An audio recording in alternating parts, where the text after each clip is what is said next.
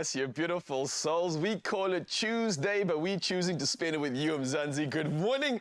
Thank you for making an incredible decision, and that's spending the next 3 hours with us because, we're going to shine a very important spotlight on something that is an important topic. Nonetheless, all of us need to dive into this conversation. We are talking about mental health this morning, and more specifically on men's mental health and breaking the stigma around men opening a dialogue about their feelings. Now, this is something that I think a lot of us gents are going to encourage and get this conversation flowing. And one such individual who is sharing their story of dealing with the darkness, we have entertainer Alistair Izobell. Now, he's written a book named Broken, sharing his journey and struggles with depression. And further to this, he will be hosting a retreat for men to focus on their mental well-being. Now, like I just mentioned, I think it's so important that we open up this conversation right now. It's a discussion that not only men should be having, but all of us, and it's something that we're all going to be welcoming. Right throughout this morning, we're going to give you words of inspiration and encouragement that will hopefully get you in a better mental space, get you more, I think, enthusiastic about the promise of the day. And I'm telling you, the next 3 hours are going to deliver just that. Now, it's not just me on my own. We are coming from Cape Town all the way to Joburg, across South Africa, ready to serve you, Mzansi. And we can't wait to dive into a conversation with Zanele right now. She's over in Joburg, standing by to have this conversation with you, Mzansi. We're hoping that you can provide some tips with us when it comes to our mental health. I'm not sure if they are standing by right now, but let's check in with Joburg. Let's see how they are doing and if they're up and early to say hello to you, Mzansi. Joburg, are you there this morning?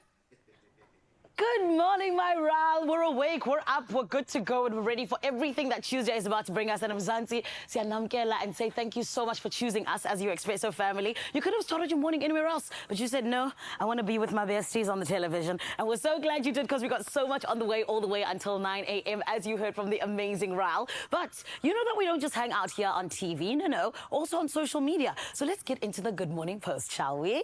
This morning, we want to hear from you all in the name of mental health, as Ral spoke to you about. For me, my friend, I know that I love it when we're able to try and take care of ourselves and truly put our mental health first. But sometimes it can be challenging. So this is why we want to hear from you. In terms of you and finding those little moments, even though it can be really challenging to look after our mental health, where do you find the time? How do you even find the time? Share your thoughts with us via the voice note 063-408-8863 and also hashtag Expresso Show on all social media platforms. But I'm going to share mine with you just to get things going, yeah? I know that at the end of every day, I try and make sure that I get even at least 30 minutes just to kind of sit on my own, kind of listen to myself, listen to my body, listen to my thoughts, and find out what's going on with Uzanele.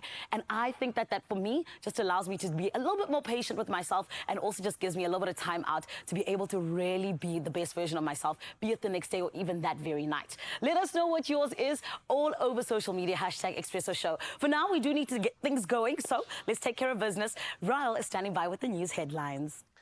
Zanele, I absolutely loved that advice, and I hope you were listening carefully, because clearly this is how she brings and delivers that beautiful dose of energy every morning. For now, though, let's keep that energy going and let's dive into official duties. Now, starting with national headlines. The price of both grades of petrol will increase by 37 cents per litre tomorrow.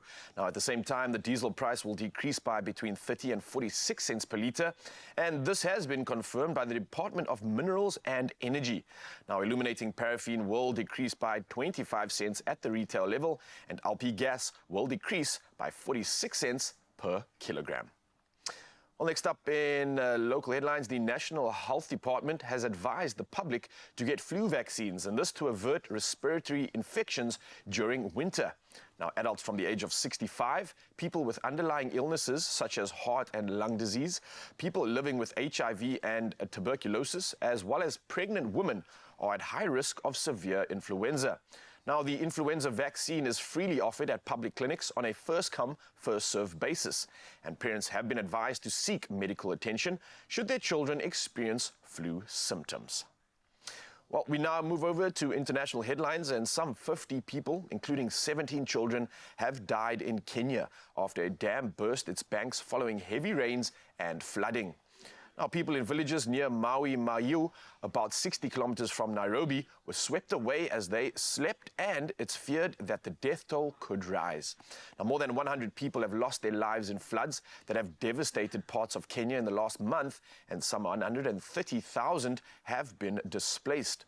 Now, the government has delayed the opening of schools across Kenya as more rain is expected. Well, next up in the headlines, in the US, at least 5 people, including a 4-month-old baby, have been killed in tornadoes. Now, thousands of residents were left without power. Some of Saturday's tornadoes, which had gusts of more than 218 kilometers per hour. Now, the storm swept from Texas to Missouri, and up to 18 centimeters of rainfall in some places within hours. Now, the town of Sulphur in Oklahoma was hit particularly hard, and videos showed flattened homes and overturned vehicles. A state of emergency was declared in 12 countries.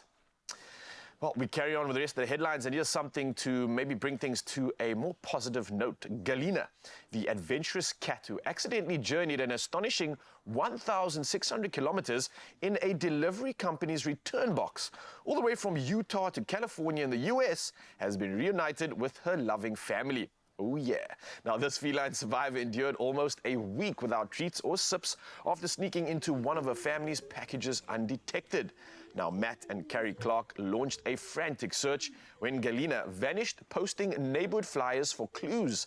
But fortunately, a kind-hearted Amazon worker named Brandy Hunter rescued Galina from the box. Now, a microchip scan at a local vet then led to the joyful reunion as the Clarks flew to California the next day to bring their beloved pet home. Now, Galina's escapade became a heartwarming story of resilience and furry family love. Oh, I love the visuals seeing them being reunited, but let's see if we can reunite you with some headlines when it comes to sport. And here's G-Man with the latest.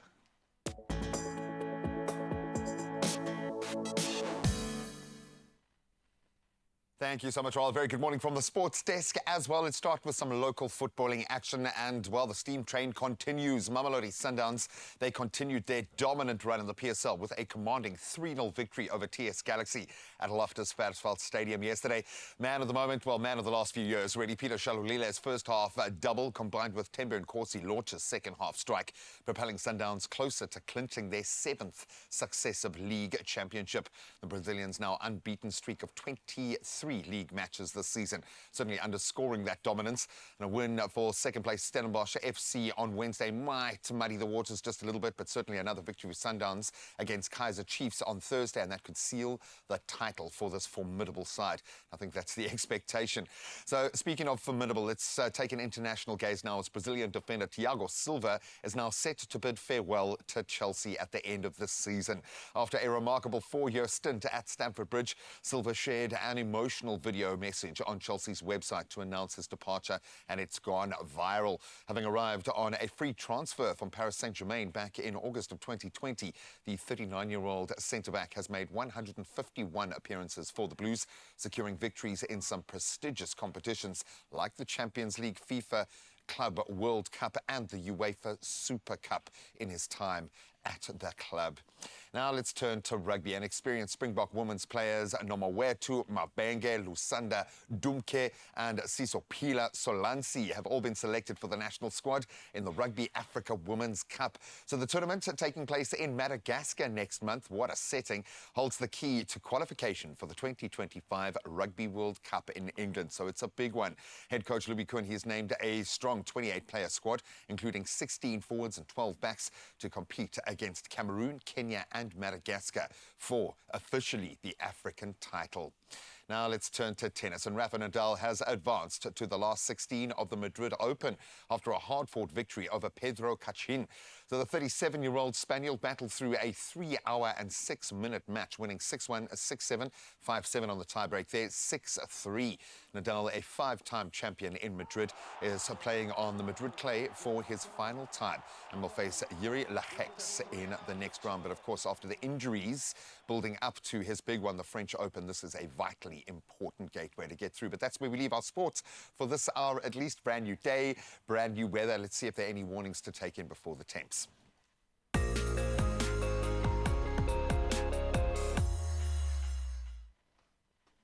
Thank you so much, G-Man. Yes, let's dive into the world of weather right now. And the SA Weather Service has issued a single warning for today. And that's highlighting extreme high fire danger for the central parts of the Northern Cape, the central Karoo of the Western Cape, and the western interior of the Eastern Cape. Now, meanwhile, the Kirstenbosch Botanical Gardens in Cape Town have reopened following multiple fires in the Table Mountain National Park over the weekend. Now, 4 fires were ignited by lightning strikes. And yesterday, 2 helicopters were deployed to contain a fire at Skull Ravine. And Alton Roo, manager at Kirstenbosch, explained that the initial closure was due to health and safety concerns related to smoke and soot, as well as ensuring unimpeded access for firefighting efforts. Now, a reminder to all of you that in the next hour, we're going to be sharing that sunrise view. So we ask you to, please share it with us. And hopefully we can find a winner. The number is 063-408-8863.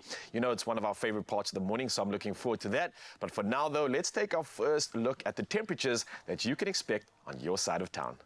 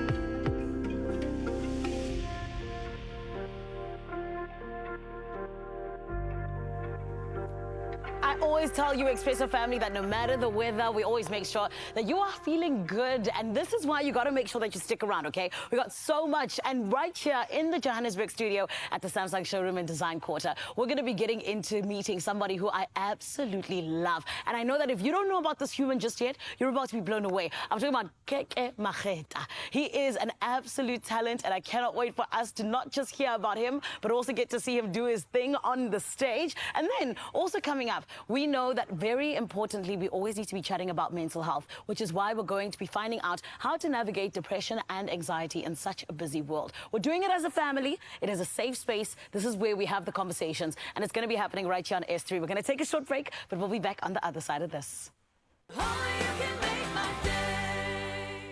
There are stories of strivers, and we're inspired by them all. We invite you to write your story with us. Your story matters. ABSA.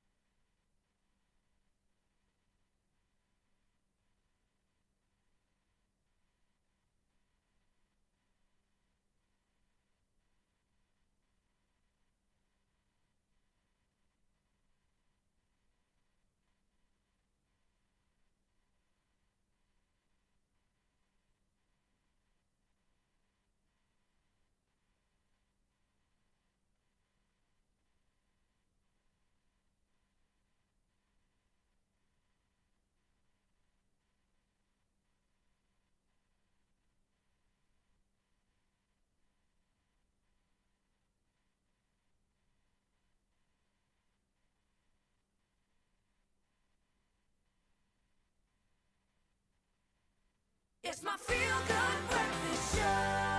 Welcome back, Expresso family. It is a feel-good morning where we're making sure that you feel 100% good as we go into this beautiful Tuesday. And my friend, we always do this by bringing you the best of the best, the cream of the crop. And to get into today's very first item, I am so glad we're doing so with an absolute superstar. He's Eastern Cape's finest, and he's also somebody who has got the vocal cords of an angel. I am talking about none other than Keke Mageta, who is here to tell us all about his beautiful music, but also get into what it is that makes all of his music all about love, all about hope, and all about the experiences of life. Everybody, please welcome to the Johannesburg studio, Keke Mageta.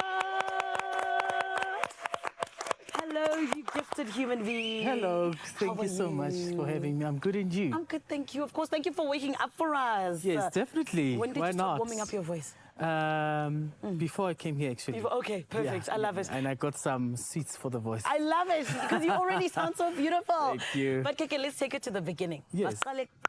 All right. When did you decide to venture into music? Well, I've been in the music space for as long as I can remember. I'm from a musical family, by the way. Okay. Yes, so, but officially I started in 2018. Yeah. Yes, when I started as a gospel artist. Oh, wow. Yeah, because now, remember, I grew up listening to gospel, jazz music. Yes. So as a church boy, I decided, no, let me go for music, gospel. Yeah. But as I grew in the space of music, I grew in the industry, I saw that I have the potential to actually go for dance music as well, secular music.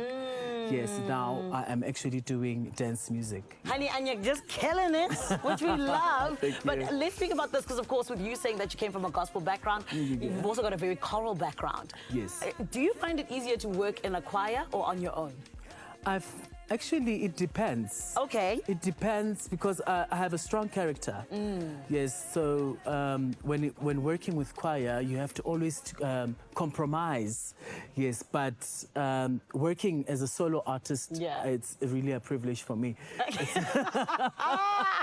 Keke said it's nice to be with you guys, but you know what? I'm good on my own, okay? Which is also okay. I totally get it. Because when you're on your own, you've got that creative freedom. And That's you're able right. to, make those decisions on your own. Exactly. But I think that it's so beautiful just to see you just blooming the way that you are. And it really is one of those things that gives all the other artists that are coming up after you just a lot of hope. Thank you for that. Yes, but now let's talk about this because I feel for me, when we talk about growth in music, there's a whole lot of things that happen, throughout your musical career. For you, what would you say has been your biggest highlight thus far? Okay, my biggest highlight is, I'm wearing Lottie Funk. Okay. Yes, it's one of the highlights that I'm actually in my career, in a music career, collaborating with fashion designers. Oh, wow. Yes, and again, my another achievement is winning top 4 on Ukozi FM for Song of the Year in 2023. What? That's incredible. Yes, featured in the song Tembalami done by Mluves. Yes, we won top 4 on that Song of the Year. And again, being nominated on Ingoma Awards in 2019. Sure. Yes, as a best collaboration. It's one of my highlights. Come on, honey. Taking names and making your name heard all over. Yes. I love that, Keke. And I think that, all of those things were leading up to this point because now we were at the phase of Ayafeze. Yeah. Speak to us about that song. Ayafezeka is a song that speaks to our dreams, that speaks to us, that our dreams are valid. Whatever that you want to achieve, as long as you put your focus on it, yes, you will actually achieve it. I love that. And for you, do you feel like that's what life has been so far? I am in that journey. Sure. I'm not there yet. Yeah. I'm in the process. And we're always in the process, and that's the thing. The process is the best part of the Trusted. journey. Yes, 100%. You have to, my babes. Otherwise, you're going to Yeah, but of course, you've collaborated with so many people over your lifetime, in terms of being a musician. But now let's speak about the people you still want to collaborate with. Who are you looking at and being like, in 2024, I want to work with this person and that person, and which other genres do you think you want to jump into? Okay, I would really like to work with Black Coffee. Oh, wow. It's one of the people, Kabza the Small. Oh, of course. Sun L. Yes. And Karinda Soul. Those are the people that I want to work with. Yes. And venture into another genre is Afro Soul. Nice. nice. I after love soul. that. Would you ever like jump into Amapiano vibes? Yeah, definitely. Definitely. I love hence, that. Hence I'm The mentioning Kabza. Kabza Sport. Okay, I see it. I see. No, but you know Kabza is very versatile. Yeah, He can do it all. He's broad. Yes, He's broad. that's so beautiful, Stanwa. And I feel like your voice could go with any of those different genres, which Definitely. is amazing. But before I let you go and continue to warm up, 2024, what does it have in store for you? 2024, I did a track with Dr. Muruti. And it's coming. It's coming. It's coming. Okay, but we'll take it. We shall take it. We won't ask when because we know that these details are always under wraps. Yes. But you know that Expresso has always got you with the exclusive, Mahani. Right about now, we do need to jump over to Cape Town. But do get ready because Keke Macheta is going to be making sure that we are very, very entertained right here on your Feel Good Breakfast show. My beautiful Cape Town family, what's happening this morning?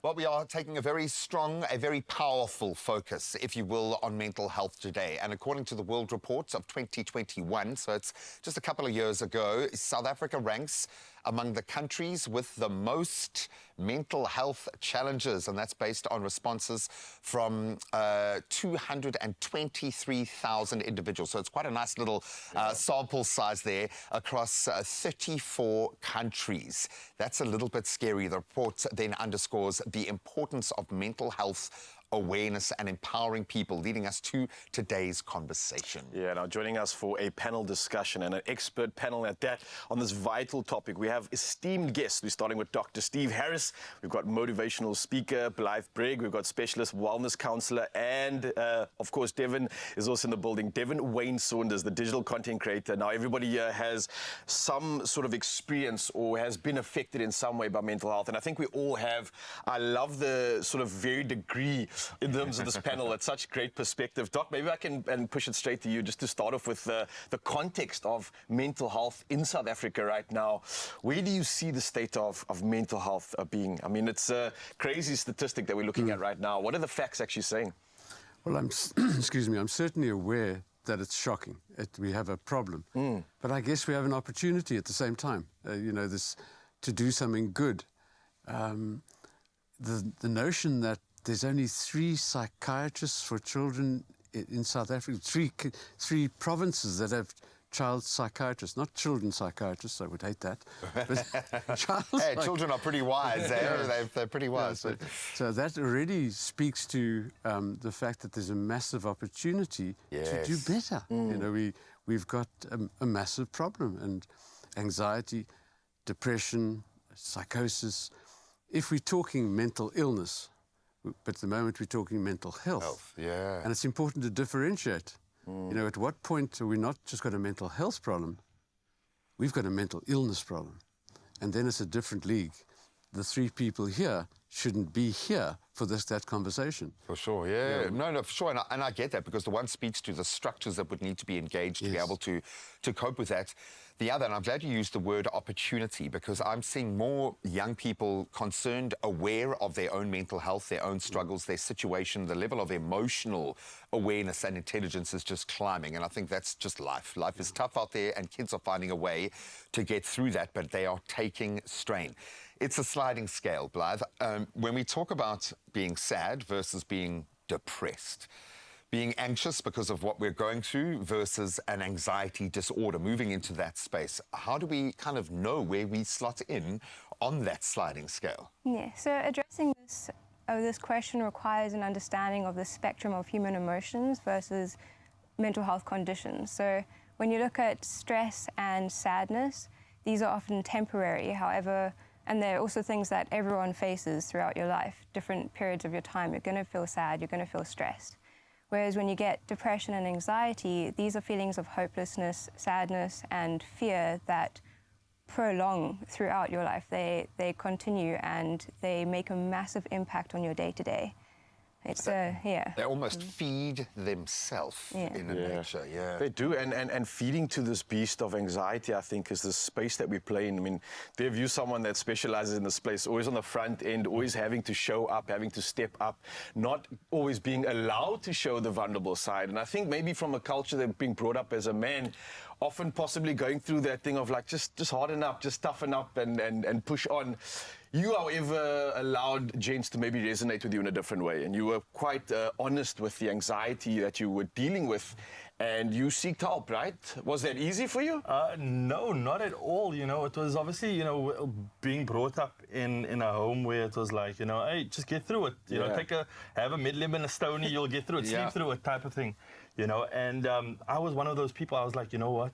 No, it's just in your head. You can control it. You can literally just think about something else, until I had to go through that experience. And it was mind-blowing to understand that, hey, you know what? I have no control over my thoughts. I can't just make things better here. There's a man in my head, it's talking and saying something, and I got no control. And going through this journey, I've come across so many men dealing, and a lot of people, I think it's just a stigma attached, that it's kind of like, you know what, don't talk about it, deal with it on your own. And I always think, and my psychologist said to me, hey, Dev, you know what, the affluent, they brag about psychologists, having a psychologist. Yeah. But you know, we kind of like frowned upon, hey, you're seeing a psychologist? There's something wrong with you, you know? And that's changed my perspective. And I was like, you know what? Being a content creator online obviously required me to be out there, be in a good mood, be in a good vibe.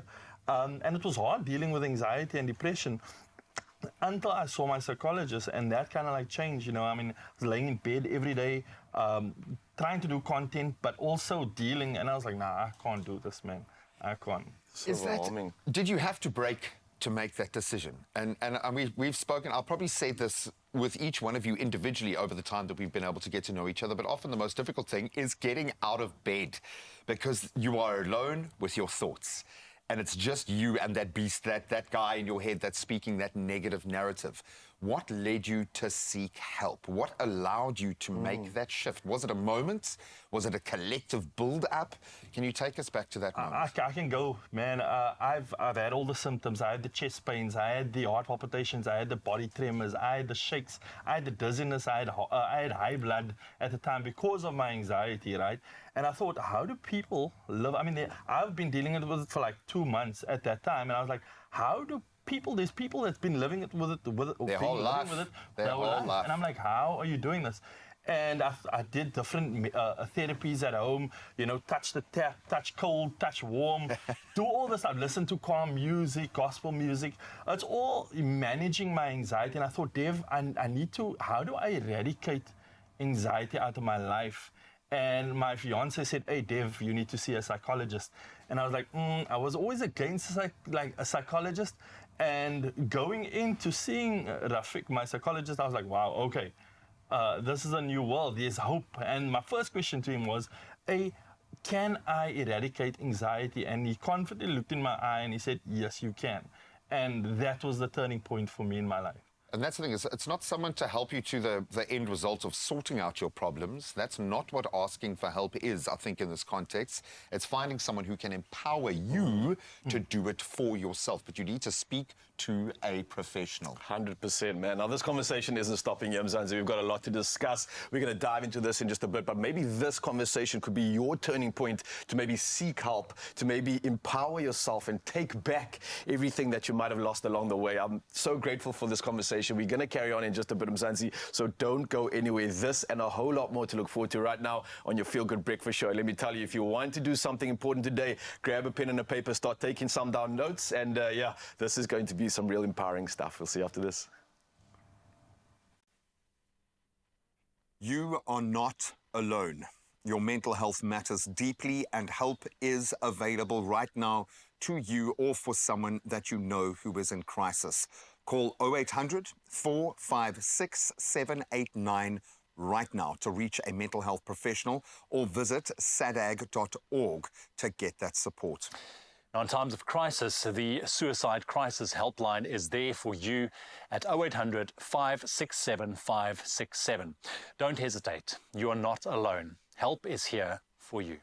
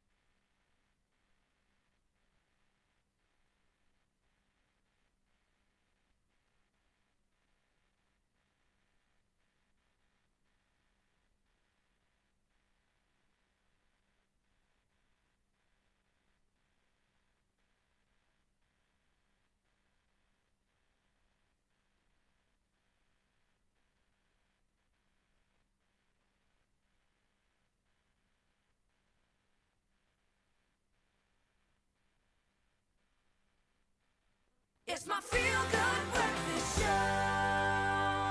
We are continuing our dive into the complexities of mental health. Welcome back to our safe space. We are focusing on, I think, in part, well, certainly from my perspective, the lasting impacts of the COVID pandemic. We all had to go through this gateway, and it took a massive, massive toll, but it's also given us opportunities to focus on mental health in a completely new way. And to that end, we've invited in Dr. Steve Harris, Blythe Brigg, and Devin Wayne Saunders. They're back with us, an incredible panel offering, as you pointed out, a beautiful cross-section of perspectives. So, Doc, I'm going to start with you because you're kind of like a living encyclopedia in this space. And I say living because you update yourself daily based on your human experience of what we are all going through right now, which is very different to what we were going through 3 years ago, 5 years ago, pre-COVID. Resilience has become the South African hashtag. We are resilient. What does that mean? How do we build resilience as maybe that armor or the weapon that we use when we are trying to look after our mental health? Because we all ultimately want to be strong. Two leading thoughts is the one is during COVID, the awful environment of not being able to exercise. Oh, for sure. Yeah. And, Oh, yeah. And many of us thinking, wow, what a pleasure. But that was the worst thing. Yeah. And people don't fake depression. They fake being okay. And that's the problem. So we... Please say that again. They don't fake depression. They fake being okay. Wow. So what you were saying there, and I fully... But ultimately, that complex problem of anxiety, depression, and the total mental illness, there's one major remedy. Exercise. Move, 100%. Do stuff. It's hard to think of your problems when you're gasping for breath running. And He wouldn't know what that feels like. So when most of us run for long distances, we run out of breath and we get tired. It's a thing. It's a human thing. Or climbing the mountain, not when it's fire. And don't climb now. 100%. Too hard. That's like green energy, But it's ultimately the easiest ameliorating thing we can do. Exercise. And all the books, all the sages will tell you that. If you exercise regularly, you can dampen the effect of anxiety. You can't get rid of it. Maybe you can eradicate it. I haven't experienced that. You want to learn to live with them and handle them, assimilate so that you can control it. You can be the master. So that's my input on that. It's kind of too simplistic. For a complex problem. It's really not, and I'll open up here because when I had to come through it's a like open topic here on the show. I lost my mind completely being separated from my family for about 4 months. This turning point for me was being asked by a really big brand to host a mental wellness campaign with a group of runners on Sea Point Promenade. And I remember rocking up there thinking, what am I doing? Now I've got to talk to these people about my own absolutely broken mental state. And with that run, just making it a few meters further than I'd done for the last year was enough for my brain to register a success, a positive movement. There is something about the movement that is so powerful. I get that. And I love that conversation because movement is key. I think we use it or lose it, keep moving forward. It allows us to obviously deal and in a very constructive way because I think that's what our bodies are designed for. But at the same time, it's not just the movement. And I think maybe Blythe and Dev, I can put this one to you. I think for me, it also involves a little bit of conversation, right? And maybe not to the point of seeking help yet because a lot of us aren't sure where we're at in that moment. So how do we identify the issue within us if we are struggling with something, and how do we get that out? How do we express that? How do we find maybe someone to chat to, safer spaces to converse with? Because I think, yes, movement is absolutely vital. It is so key, but if we could converse at the same time, that would be even more beautiful, right? Yeah. I think it starts with you, obviously. It starts with each individual. When it comes to recognizing that you have an issue, you have to understand your norm first. So tracking your mood, tracking journaling, and also trusting your people around you to point out if, hey, you're acting a little bit different, and to take that at heart and go, okay, well, now I can look back at my records and say, when did this shift happen? Doing things like that allows you to recognize when there is a difference in your day-to-day, and then you can question where it comes from. There's also starting the conversation yourself, creating that non-judgmental, safe space for your friends and family breeds that type of environment that you can also go off into. Yeah, no, absolutely. I totally agree with you. It's just having a conversation with yourself. You know what the normal Devon, and the Devon that's laying in bed or wanting to sleep, to like just get rid of this feeling at, you know. And as you were saying earlier, you know, we got health, we got sport and exercise to manage our anxiety. It's a tool, yeah. We got medication to manage. And for my journey, I came across a therapy that kind of like eradicated my deep anxiety, where I know my triggers now. I know that, hey, Dev, if you're gonna do this, it's kind of like it's gonna play in your mind, your type of thing. And now I don't go in that deep sleep. I don't go in my bed. I don't suffer. I'm a survivor. I like to say that, a survivor of anxiety because of the therapy, BWRT.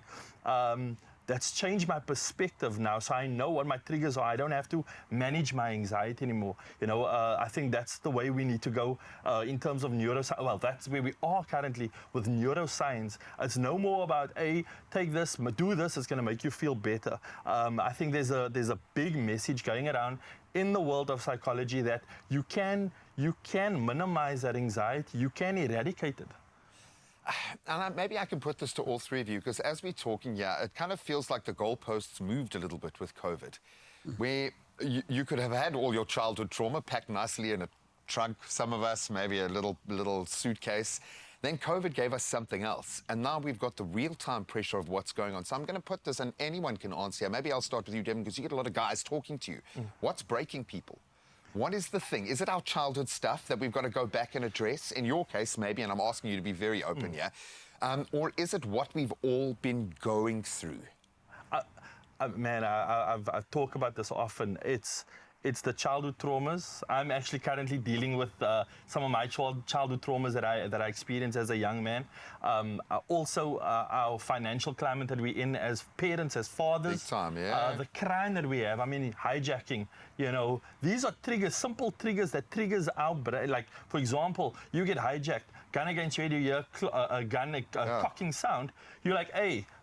There's a trigger. You go home, you open a door, you hear a clicking sound. You're like, hey, it's a gun. It takes me back to the negative experience. That triggers my anxiety. Completely, dude. And boom, you know, it's kind of like it just adds on until you get to that breaking point and you're like, hey, you got anxiety, you're going through something now, and you need to eradicate it, or you need to see someone for help. Talk to someone. The depression and anxiety group is amazing. They don't know you. They don't care who you are. There is no judgment. Their only mandate, their purpose is to help people going through this. And in varying stages, if you're raw and it's hectic and you're at that point, you need to speak to someone. And we'll keep the SADC details up on our website. I think they're up on screen right now. I have used them. They are phenomenal. Absolutely amazing. Take a step beyond that. Speak to someone within your circle or speak to a psychologist. Make that appointment and empower yourself like Devin has very clearly empowered himself without changing the makeup of the man that is standing before us. If anything, he is 10 times stronger. So please, if you've got any comments or questions that you'd like to add to this conversation, please join us on our social media platforms. We'd love to hear from you. You are not alone. Your mental health matters deeply, and help is available right now to you or for someone that you know who is in crisis. Call 0800 456 789 right now to reach a mental health professional, or visit sadag.org to get that support. Now, in times of crisis, the Suicide Crisis Helpline is there for you at 0800 567 567. Don't hesitate. You are not alone. Help is here for you. Only you can make my day.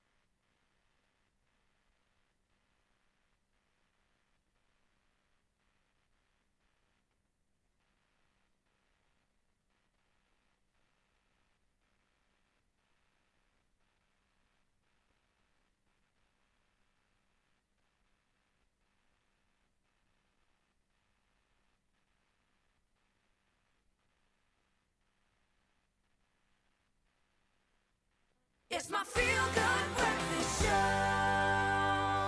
Oh, yes, Mzansi, welcome back. This is your Feel Good Breakfast Show, and an incredible show that we're having already. We are just getting into it, but the conversations right now are something that I would encourage you to pay so much attention to. It is something that is affecting everybody right now, and we're talking about things like from the brink of despair to newfound resilience.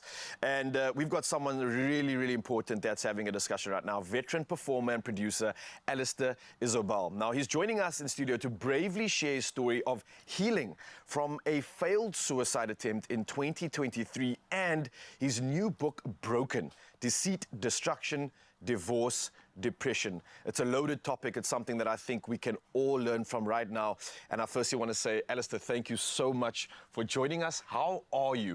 Isn't this different for me not being there and dancing? I feel like I'm talking to a different person here, buddy. Streaming soon on a platform near you. Yeah. Well, I am a different person, and I had to embrace and understand and accept that, having gone through this journey in the last couple of months, and also accepting that I've been an ill person for a very, very long time, unbeknownst to me, because we never want to embrace that part of the kind of deluge of our lives. So here I am, just being open about my story now.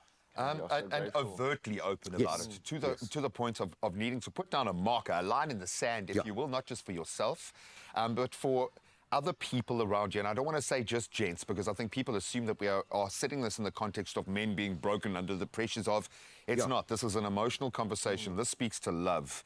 This speaks to connection. This speaks to your childhood. This speaks to your cultural identity. Absolutely. That's quite a mirror to hold up if you're going to write a book about it. The responsibility comes to bear. So take us back to that moment. And as soon as the word suicide is mentioned in the space, and thank you for being willing to talk about that. That's a line that most of us have thought of at some point, but we've never gotten to that point. What was the tipping point for you? So I had experienced an incredible journey as from a child, 9 years old, working in this industry, right up until my adulthood, and where I find myself at 50 years old now, where it was illustrious, it was amazing, it was successful, it came with its battens of beating and a host of other things, but I never ever understood that I was not only depressed about situations, but I was living a depressive life. Your baseline, absolutely. Shelving it all away, always being the party trick, always being the person to make things right, always being making sun where there was rain, and I guess being the person at 9 years old starting to earn, being the earning powered person for my family, having to navigate through that from 9 years old, taking care of a host of adults and family structures, etc. By 13 years old, you know, in being in Japan and having wonderful experiences with Stevie Wonder and Bonnie Tyler, BJ Thomas, and all these overwhelming things. 17 years old, you've got your own apartment in Johannesburg, you're living the life. You start drinking, you start smoking, you're doing everything because you have money and no one says no to you. And you're in every major musical and or success story that there is, but your story is not successful because no child is supposed to be working at 9 years old. And so when I see young people perform now and wanting to be catapulted into this world of entertainment, fame, I am just so panicked about it. I look at people today with respect to everyone that's doing it. You look at TikTok and Facebook and Instagram and everyone's rushing for fame. They are desperate to be validated and they think that the fame is going to validate them. I mean, they maak sop op TikTok vandag en dan kry jy 100,000. What is that? And I'm going, guys, what are we doing with our lives? But what happened to me was, having gone through a multitude of different experiences, as we all do, I had gone through drink and alcoholism, etc., and never labeled myself because my thought was always, how can you be a recovering alcoholic? When do you recover? You must just get on with it, because that's how you grew up understanding life to be. Suck it up. And a very, very hectic life in my marriage also, in terms of the person that I was, married to an incredible woman, and a long-suffering wife in the kind of world that I found myself in. And I eventually kind of steered away from that, looking for something that I thought was better than what my marriage was. And a major event happened in my life, and I found myself hearing words by those around me that I'm delusional and delusional and delusional. And I'd gone through the panics and I'd gone through the anxiety. A couple of years ago, I had to go and see a hypnotherapist because I couldn't travel anymore.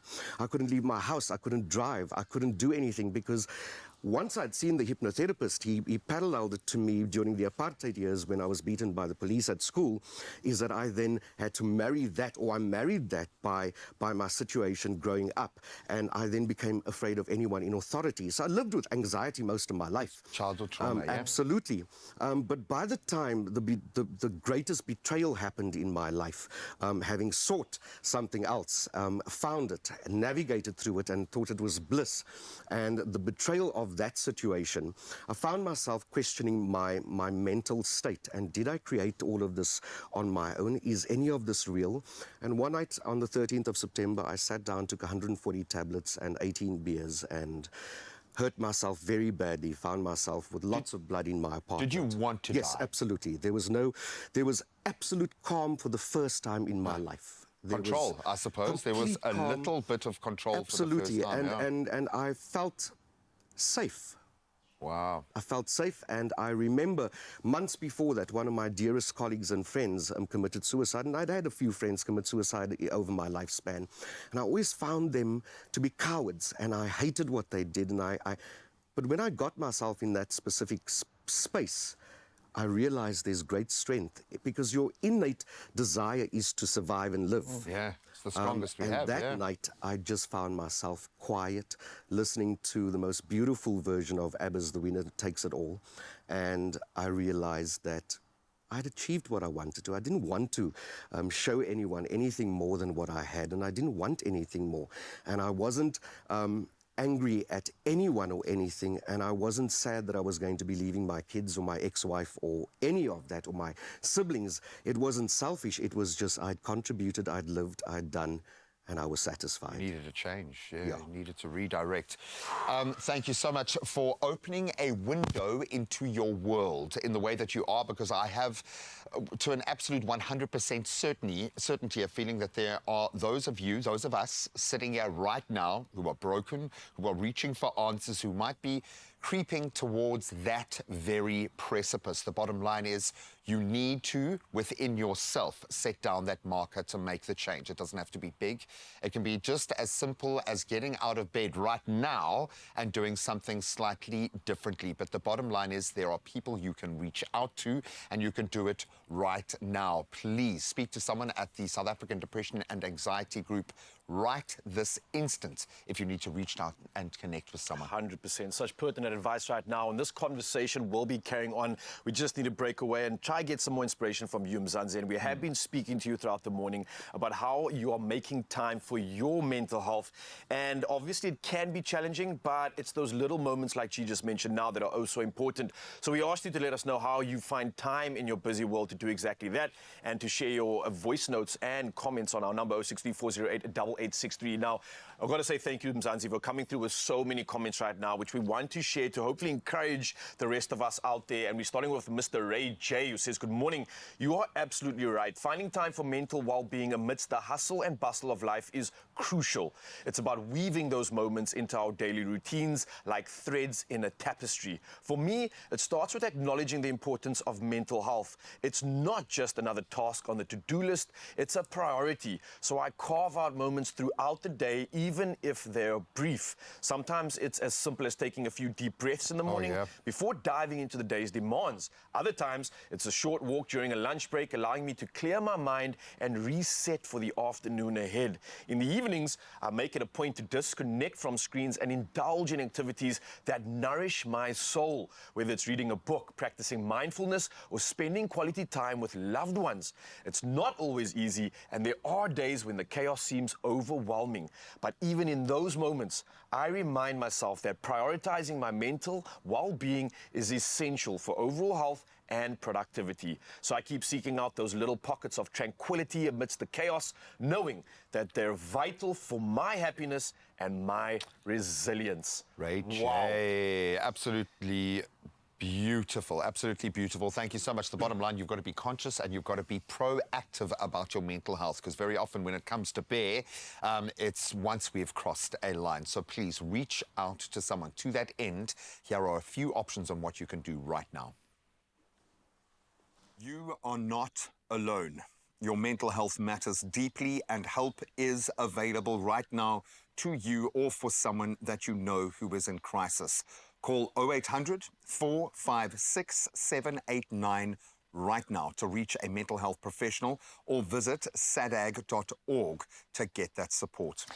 Now, in times of crisis, the Suicide Crisis Helpline is there for you at 0800 567 567.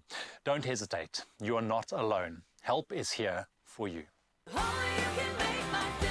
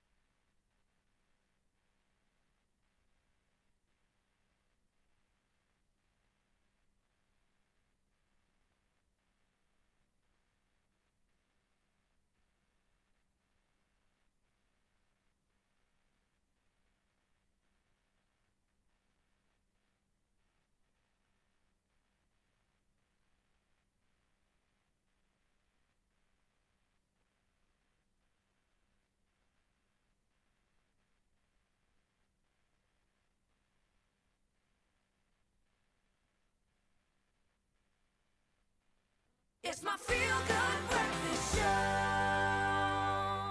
Yes, Mzansi, welcome back. This is your Feel Good Breakfast Show, and what an incredible show we are having right now. Again, I encourage everybody to pay attention to these pertinent conversations. Maybe you have a note and pen around, because there's some great sage advice coming through, especially if you're dealing with anything from mental health issues, anxiety, depression. We are here to help and assist you, and hopefully this conversation can inspire you. Now, we are back with veteran performer and producer Alistair Izobell, who is sharing his insights from his new book, Broken, and his mission to support men's mental wellness through retreats and advocacy.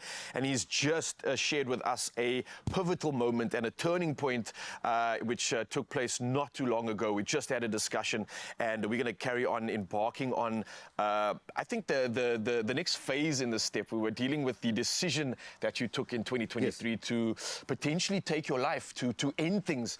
We had just rounded that conversation up, and I think we were leading to more of a positive aspect. Yes. We were leading towards this healing, Alistair, the result of this decision, and what happened next.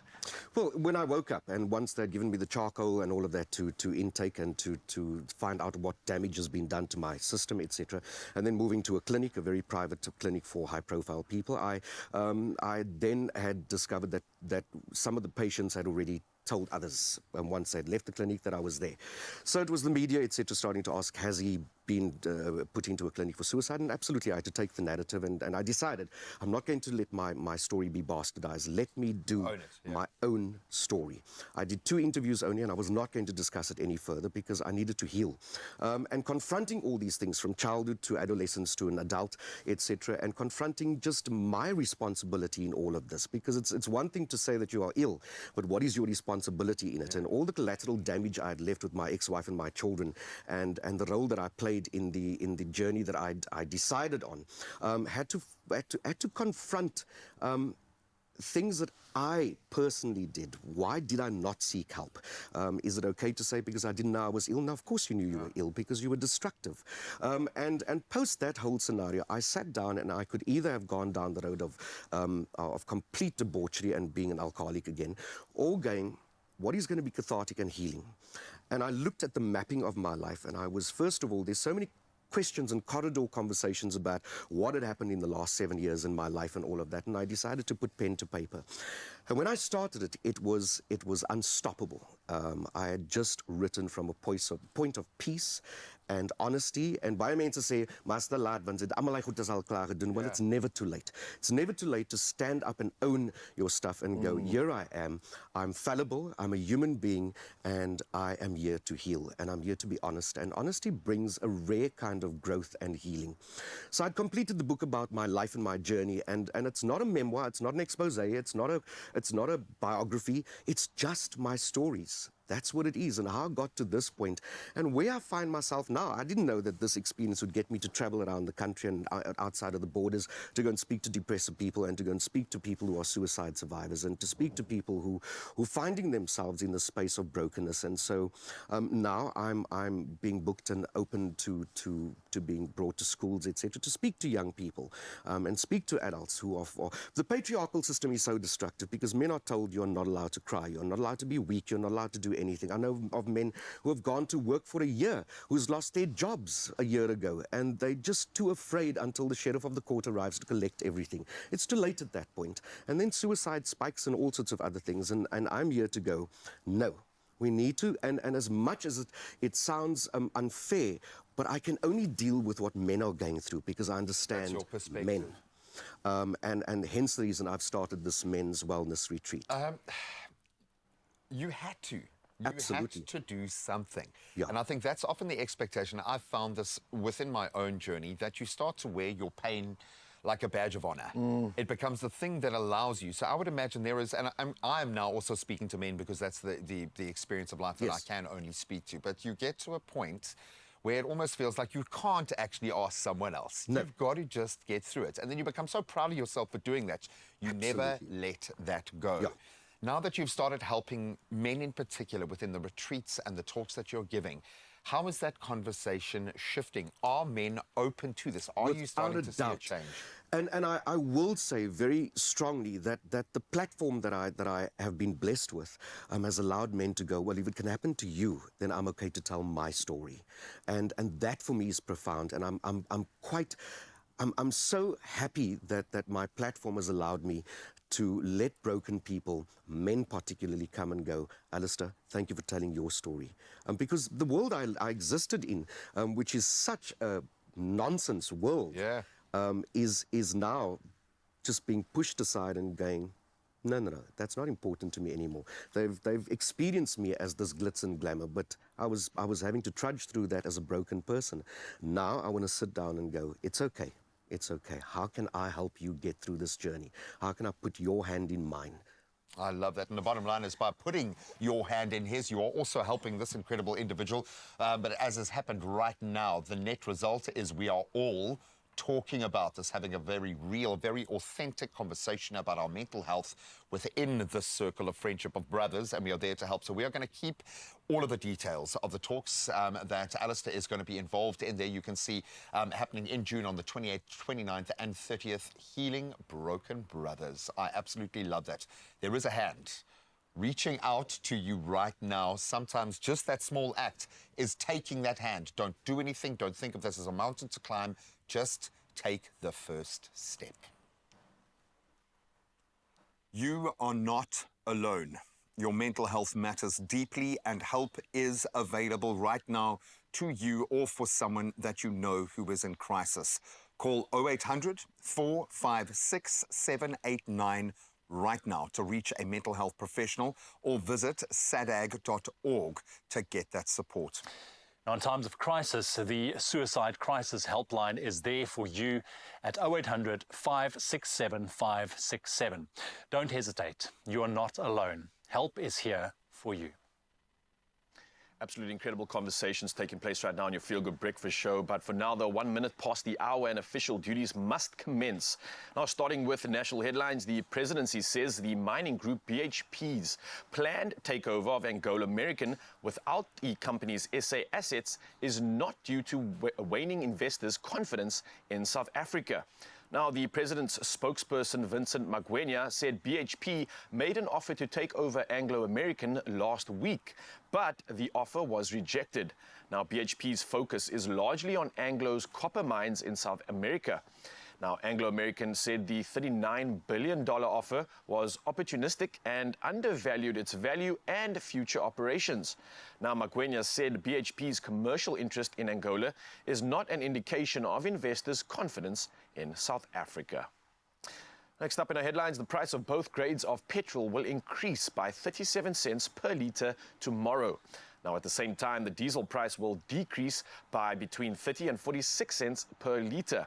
Now, this has been confirmed by the Department of Minerals and Energy, And on top of this, illuminating paraffin will decrease by 25 cents at the retail level, and LP gas will decrease by 46 cents per kilogram. Well, we move over to international headlines right now, and the U.S. Secretary of State hopes Hamas will accept what he called Israel's extraordinary generous offer, and that's for a Gaza truce and hostage release deal.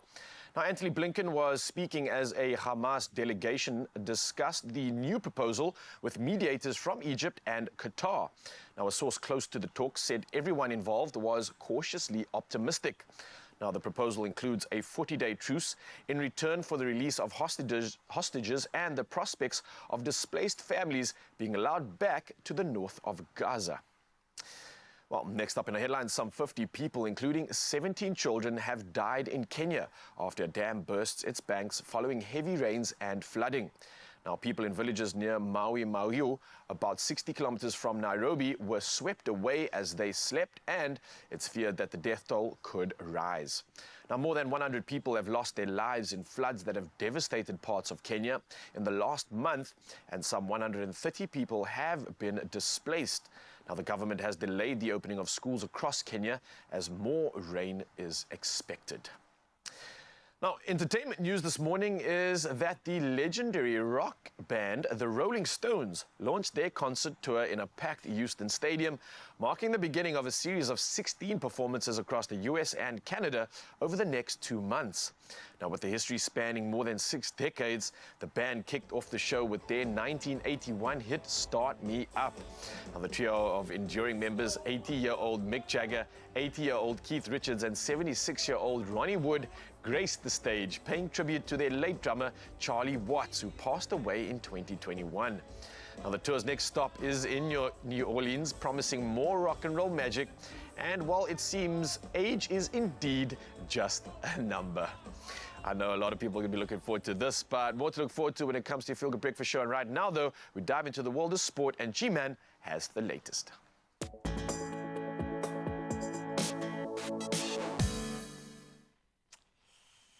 Thank you so much, Ryle. It's starting with PSL and the Juggernaut marching on. Mamelodi Sundowns continued their dominant run in the PSL with a commanding 3-0 victory over TS Galaxy at Loftus Versfeld Stadium yesterday.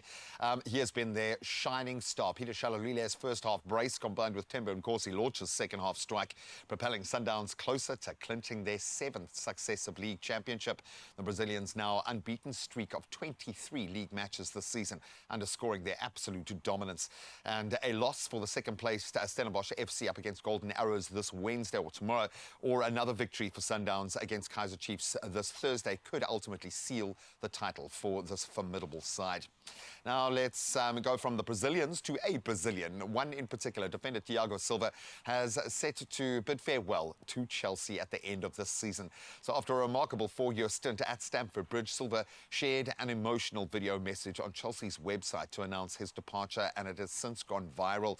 Having arrived on a free transfer from Paris Saint-Germain back in August of 2020, the 39-year-old centre-back has made 151 appearances for the Blues, securing some impressive victories in prestigious competitions like the Champions League, FIFA Club World Cup and UEFA Super Cup in his tenure at the club.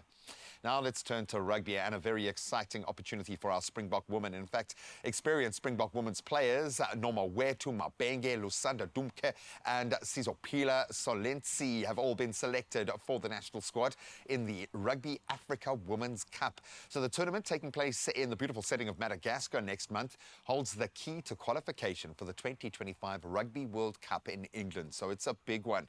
And head coach Louis Kuhn has, as a result, named a very strong 28-player squad, including 16 forwards and 12 backs, to compete against Cameroon, Kenya and Madagascar, officially for the African title. Hopefully our spot at the World Cup. Now let's turn to tennis and positive signs around Rafa Nadal ahead of the French Open. He has advanced to the last 16 of the Madrid Open after a hard-fought victory over Pedro Cachin. The 37-year-old Spaniard, he had to battle through a 3-hour and 6-minute match to do it, winning 6-1, 6-7. It was 5-7 on the tiebreak, 6-3. Nadal, a 5-time champion in Madrid, is now playing on the Madrid clay for the final time, according to him, and will face Yeri Anthony Lacheka in the next round. But really positive signs ahead of the French Open, of course, his very happy hunting ground. And that's where we leave our sport for now. Let's see if the roads are looking a little less competitive.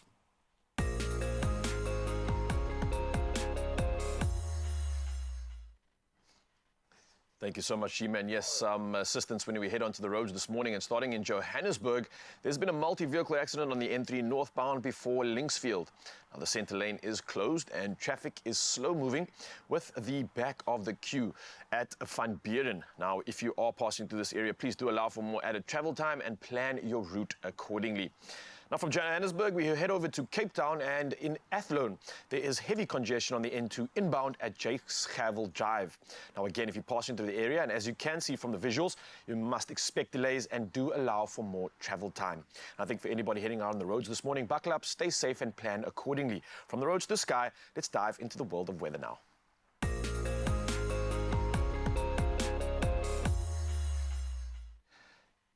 Now, reporting from the world of weather, and today's warning from the SA Weather Service focuses on the heightened risk of fires in specific regions. Now, the central areas of the Northern Cape, the central Karoo in the Western Cape, and the western interior of the Eastern Cape. And along the west coast, morning fog is also anticipated. Now, the rest of the country should experience clear skies and mostly warm and pleasant autumn temperatures. Well, from our weather news to our sunrise view of the hour, it's time to celebrate one of our favorite parts of the morning. Now, this shot was sent in by Denise from Simonstown, and look at this incredible shot just as the sun rises. I love the contrasting tones and the blend of color on the ocean, and what a beautiful perspective. Thank you so much for sharing this one, Denise. You have set the bar, and we've got one more edition coming up the next hour, so keep it coming, Mzansi. The number is 063-408-8863. For now, though, let's see exactly what temperatures you can expect on your side of town.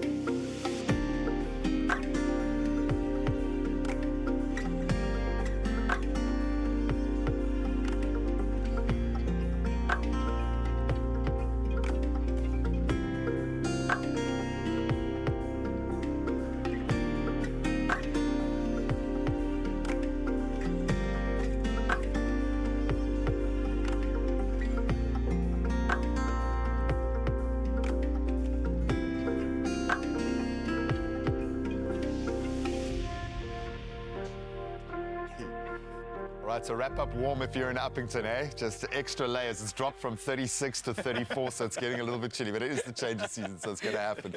I'm sorry, I joke.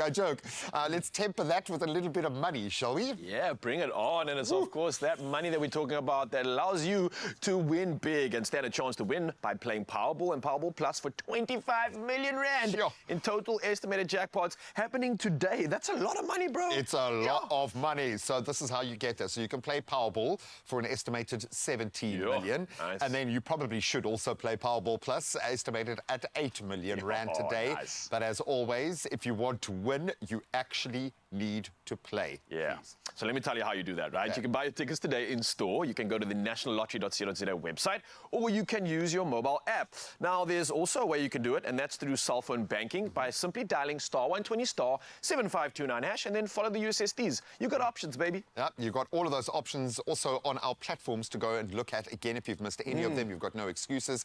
Just go and check out our social media pages, and we've got it all there. And then please, Panda, push a play. Powerball and Powerball Plus for that collective 25 million rand in total estimated jackpots today, and it really could be yours. Oh, please. It's a lot of money. That could make a winner. But right now, Mzansi, we've got to tell you that you don't need to go anywhere. There's still so much to look forward to in your Feel Good Breakfast Show. Great conversation. We're diving into the kitchen and so much more. We'll see you after this.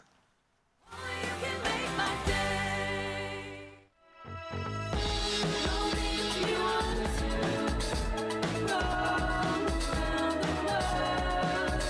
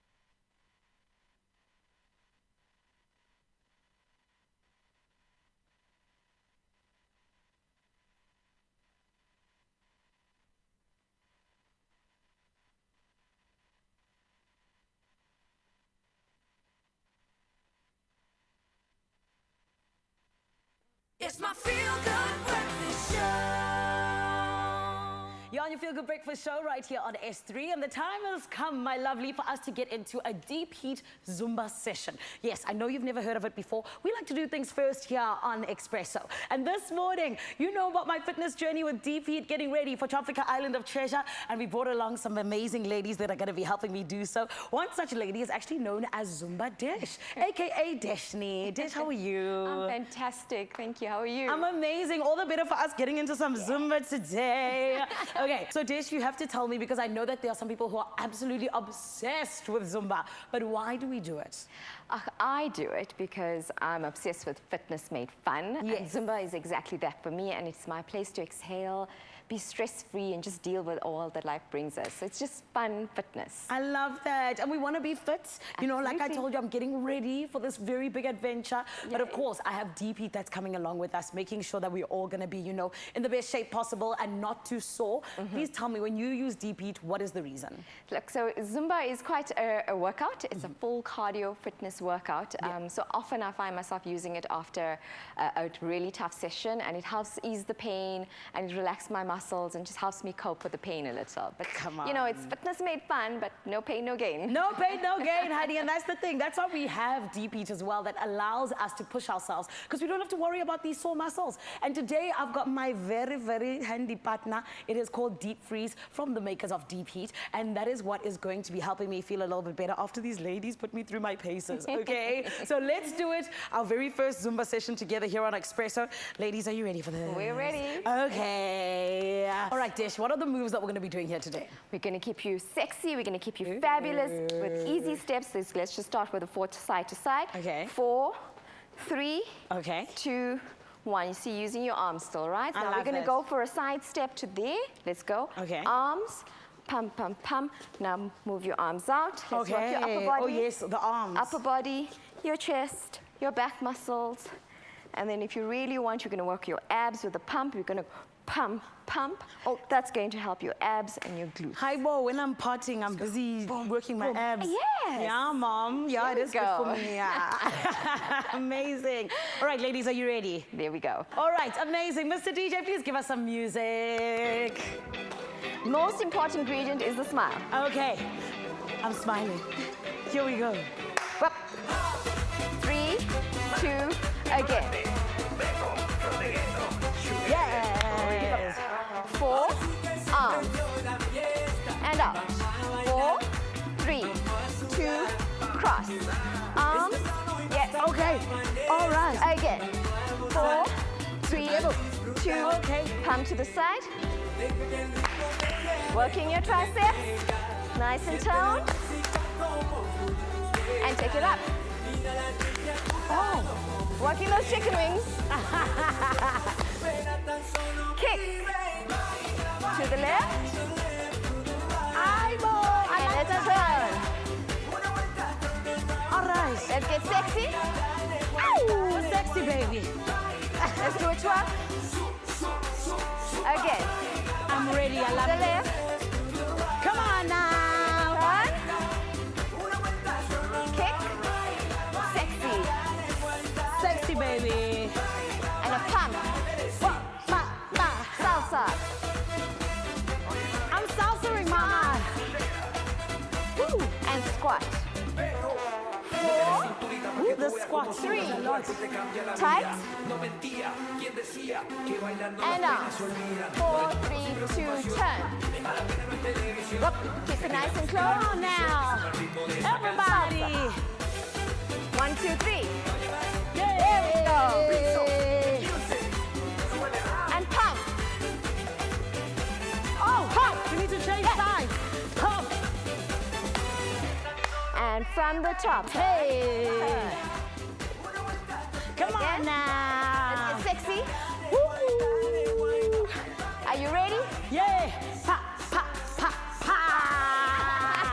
Ladies. Well done. Thank you so much. Woo. After after that workout, I need a little bit of deep freeze, okay, just to help out these muscles so I don't feel it later on. Because, of course, ladies, you put me through my paces, like I said. So I definitely think that when it comes to deep freeze, we are able to not just get cooled down, my lovely, but we're able to trust it to make sure that we can indeed continue to push ourselves in our workouts. You know, I'm getting ready for Tropical Island of Treasure, right? So this means I'm always in the gym. I'm always doing Zumba, doing this, doing that. And this stuff is amazing in terms of allowing me to take it all the way to the top. Now, in terms of taking it to the top, I want you to do it for yourself. Because, my babes, your share of 70,000 Rand awaits you with deep heat at Tropical Island of Treasure. But you can't win unless you enter. And I gotta tell you, it's so easy, it's so peasy, and it's so nice because, honey, we're gonna be doing it together. Check out how you can enter. Are you auditioning and getting ready for Tropical Island of Treasure? Well, don't let joint and muscular pain hold you back. Deep Heat is your go-to warm-up solution and SA's #1 choice. Yes, and here's an extra incentive. The top 7 contestants heading to the island will each receive 10,000 Rand from Deep Heat. And remember, you can upload your audition with the hashtag Deep Heat and the hashtag Tropica and tag MyTropica. Who knows, you could be competing in Zanzibar. Yeah, it's time to reach your full potential. Get Deep Heat and conquer the island. All right, so let's put back into the body what that workout, well, it didn't take out of us, but what it took out of us anyway. We know that fresh fish drizzled in butter is a winner. There's a reason why these have been married for a very long time. But have you ever had cowboy buttered fish yet? Well, we didn't know what it was, so we had to ask Tiff and our amazing culinary team, and they've hooked us up. We're about to get you hooked. Cowboy butter is essentially a butter sauce made with fresh garlic, lemon, herbs, and spice, and enriched, fully loaded. Hee-haw! Hee-haw! It's a cowboy butter, yeah. So why did you start with the butter, my good man? Yeah, more butter, more better. Of course, this is like butter from another world, and let me show you how easy it is to put it together. So we've got some simple ingredients here. A little bit of zest to start, so you can kind of go crazy with this if you want to, depending on how much citrusy flavor you want in it. Yeah, you want the balance, but you need the acidity. Everything needs balance. Yeah. You need salt, you need umami, you need a bit of sour. Nice. Now, Simple as once that. we've got some of that in there, we've got some simple ingredients going in just to make this extra special. So we've got some garlic over here, a little bit of salt and pepper. I'm not going to put too much of that. Let's just go with the taste. We can always add some later. I would say, the more the merrier for me, man. Okay, well, I at love your it, man. service, bro. At your service. Say no more. Then we've got some dill here, which is really exciting. This is not too powerful, but at the same time, it's going to bring a great balance to it. And then some parsley. Nice. And that's, it's brilliant. I've just heard the voice of God, I think, coming through my ear saying it pairs well with fish. It does, yeah. Divine inspiration, but dill really does go well. But you need some herbaceousness, so I get that. And then, of course, we're using the full cream modified butter spread with sunflower oil, courtesy of COVID, which if you've tried to butter a slice of bread that's fresh as this has come out of the fridge, you're winning at life. I absolutely love it. It's creamy, it's beautiful, but most importantly, it's going to absorb all of the flavors, the spices, and it's going to be absolutely beautiful from a flavor profile perspective. Clover's butter spread is a win, whether you're cooking with it or just spreading. Absolutely delicious and super soft and easy to use. So I'm not going to stand in your way any longer. Yeah, and this is a perfect example of what you're just talking about right now, because often if you were to use butter in this example, it's not, it's going to like chip it out and you're like, putting all that elbow grease in. It's like a workout on its own, but literally if I could show you right now how simple and easy it is to kind of mix this up. Normally you'd need to like blend it, use a fork or something. I'm going to go with a spoon, the hardest thing to use to mix things up with, right? And I'm not even going to use as much butter, but let's just use a little bit more for the recipe because it does require it. But for the sake of the challenge, I'm going to put like half of the amount that I would need just to show you how easy it is to mix up. So normally you'd need like, no, look like... Or you'd have to put the gloves on. Yeah, man, look, I can like 2-finger this thing. It's so simple. Literally, I don't have to put effort in. It's just like a little finesse on the side. With the it must be George with the little pinky up in the air. Yeah, man. I love that. And I would actually maybe add a little bit of maybe some green chili in there, which has got a bit more of a herbaceousness than the red chili, the bird's eye, maybe to up the heat, but I love it. And it's going to be a perfect sounding board for our gorgeous piece of cake. Best fish in the world to me, because it's not too fishy, as stupid as that sounds. So we need something beautiful to accompany our fish. We've got a lovely fresh salad, but for me, the real win here, asparagus. They are so beautifully flavored. There's something about the texture, and with the butter, absolutely beautiful. So what we're going to do here is we're going to mix ourselves a gorgeous little dressing here. So we've got our olive oil. Nicely done. Cover those, guys. We've got some capers. And I'm just like blown away by how fresh this recipe actually is. This entire meal is just perfect. Like, serve it fresh, serve it any time of the day. It's really going to give you that sort of zest for life, if you know what I'm talking about.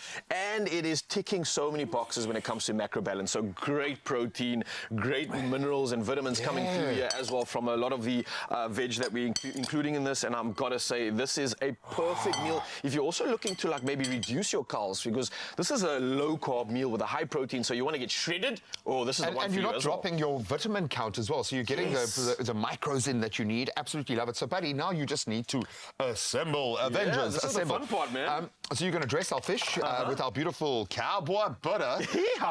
And then we're going to place our asparagus, because they're just a fun guy, around our fish in the oven, 15 minutes at 180 degrees, and we are winning at life. But I would keep checking on the fish because it doesn't need a lot. You could eat the asparagus raw, so you don't have to worry about the cooking to that degree. You want to make sure that you, I suppose, maintain the integrity of the fish. Doesn't sound very romantic, but it's it's vital. When you've got beautiful fish, don't dry it out. And then you've got the bucket loads, the bazooka worth of flavor coming through. In this, as you said, a beautifully kind of balanced meal, not too high on the calorie count, but in terms of the flavor, it's going to make sure that you're satisfied. And especially when you're talking about flavor. Are you using right the one now. or the two fingers for this one? So this is even easier. I'm going for one finger on this one, man. Just spreading it out on top of the fish, because obviously as the heat comes through, it's going to melt into this like you cannot imagine. Like butter. Man. Just like butter. But cowboy butter at that. Hee-haw, baby. With the smell and the flavor coming from this already. We haven't even cooked it or put it in, but it's Just, beautiful. right? It makes me want to like chow this and dive into the ocean afterwards and just go celebrate, man. But that's pretty much what you do after every exchange that we have on this show. Meal. Absolutely beautiful here, and I think the real win, the full cream modified butter spread. I love the fact that, yes, it is ideal for those sandwiches early in the morning. You just get the butter out and you need to butter your fresh bread without tearing up the bread. That's your go-to, but it's also wonderful for cooking because it gives you so much more versatility, and that's what we're about in this kitchen. Look at You've that, created man. a work of art, my friend. A work of art. We might even just keep this out, laminate it, and keep it like that just to look at it. Absolutely beautiful, dude. Really, really healthy, beautifully balanced flavor bazooka coming at you, and you can find it at expressoshow.com. Enjoy. Nicely done. Hey, that does look good. Maybe some more butter on that. Introducing the all-new Clover Full Cream Butter Spread. Smooth, creamy, and effortlessly spreadable. Butter up your day with Clover Butter Spread. It's always a feel-good morning whenever we're together right here on S3. And my lovely, I need you to make sure you don't go anywhere, because coming up, we're going to be getting into some delicious things, okay? And when I talk about that, I am talking about Keke Mageta. He is going to be performing in the next few minutes, and trust me, you do not want to miss it, because this is a talent, a gifted human indeed. But on top of that, I always tell you we got to have very important conversations, which is why I know we love our doggies. So we're going to be getting into dog safety solutions for snake bites. Hopefully you won't need it, but you gotta know it just in case. We're gonna take a short break, but we'll be back on the other side of this. Don't fall victim to intestinal worms. Use kid-friendly Vermox twice a year and get rid of unwanted guests. Vermox.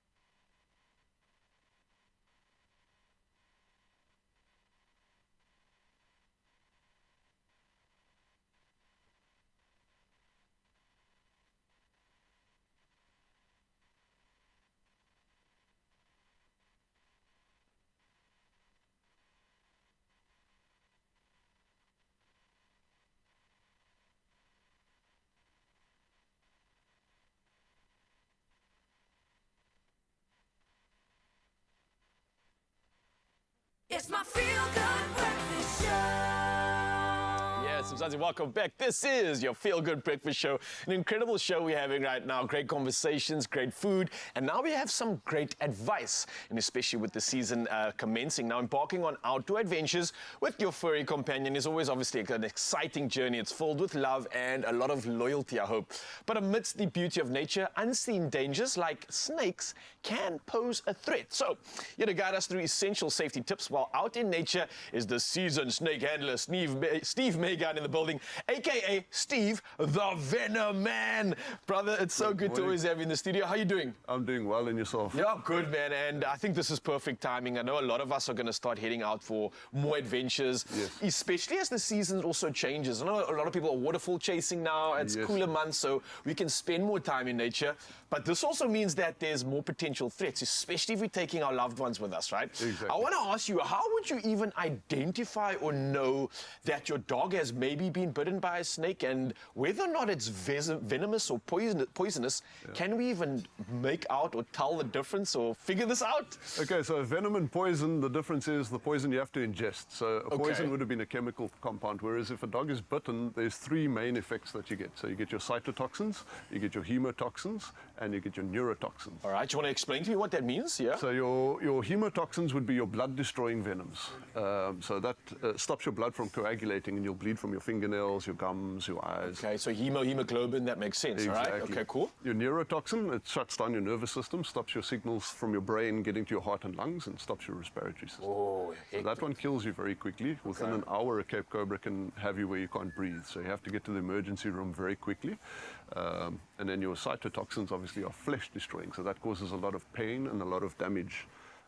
But death is actually quite rare in South Africa because we've got good access, so they can treat you in the hospital for that. And when we were to potentially embark on a mission, let's say in a mountain or hiking, because, I mean, the options for animals in South Africa is incredible. Yes. Are these the kind of things that we need to be looking out for? Is this something that we could possibly encounter on one of these hikes? Is this something you see in South Africa quite a lot? It's something that you see quite a lot. Look, when you're out on hikes, it's rare to see them because they get out of your way. But if you do see them, it's probably going to be one of the triple threat here in Cape Town.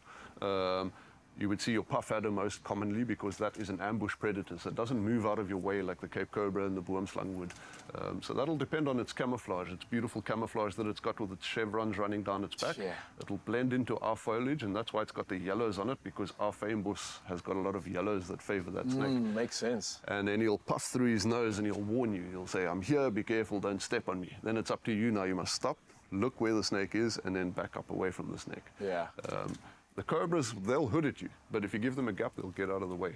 So all of the snakes have got a warning system. It's not like they're out to bite you. They're defensive creatures. And with that being said, I mean, not to alarm anybody when they're all going out in the mountain, but I hike like twice a week on average, and rarely do I encounter much in the mountains. So it does give you a sort of a peace of mind. Yeah. But I have been told, though, that even though you don't see them, it doesn't mean they're not there. Exactly. And I know there's certain areas that maybe have more snakes, certain people may be living in certain surroundings.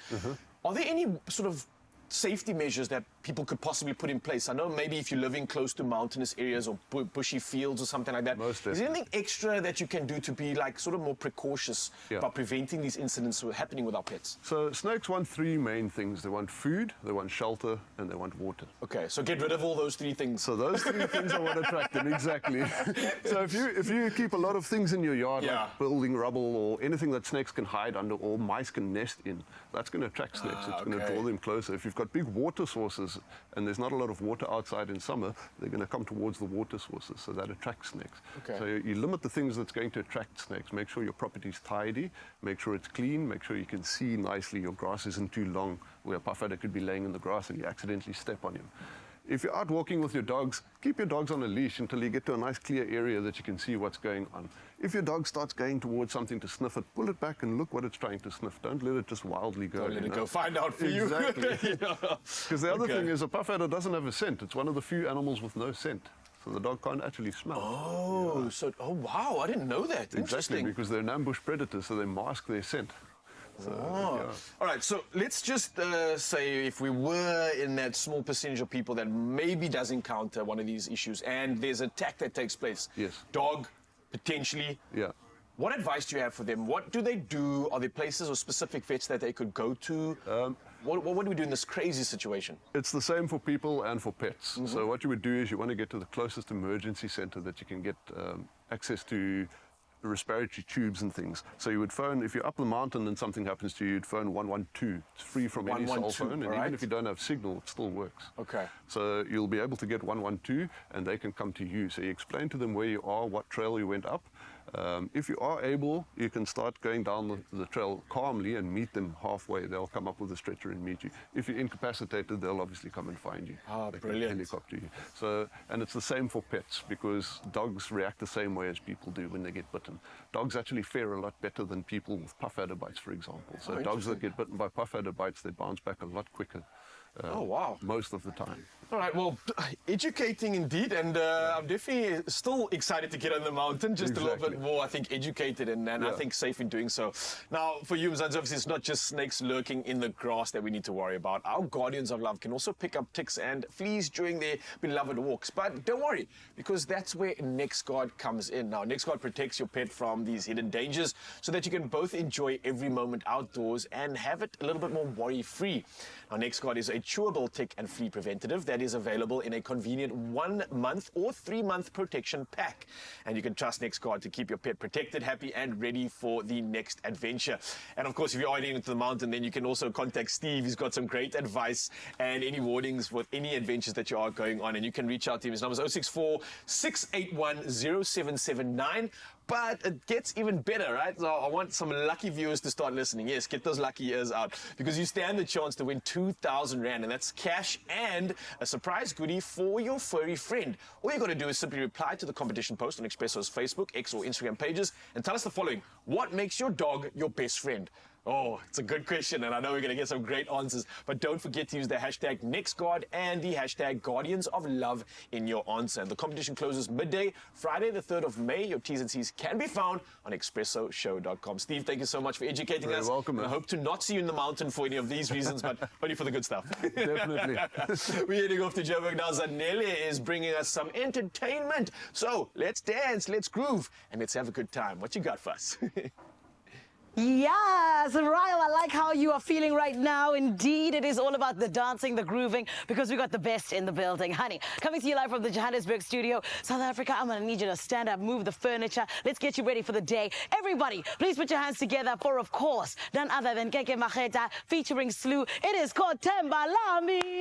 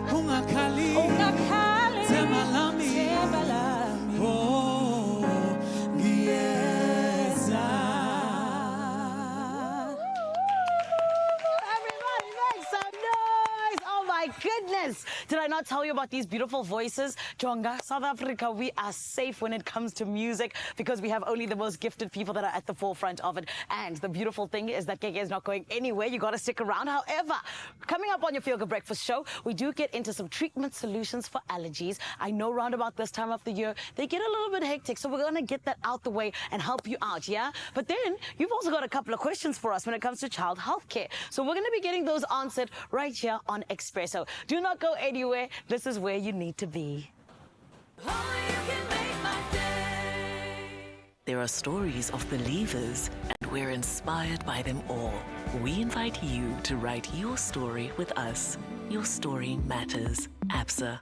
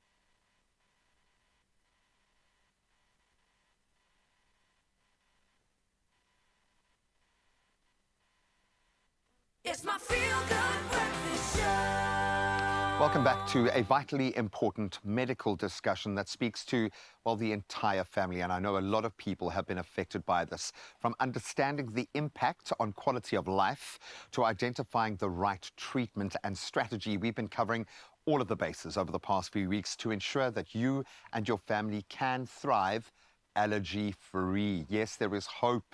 And a very warm welcome back to Professor Claudia Gray, who joins us this morning to recap this incredibly informative and empowering campaign. Let's do a bit of an overview of what you've really enjoyed about this kind of voyage of discovery when it comes to allergies. The first important thing is a correct diagnosis. 100%. So allergies and other conditions can really mimic each other.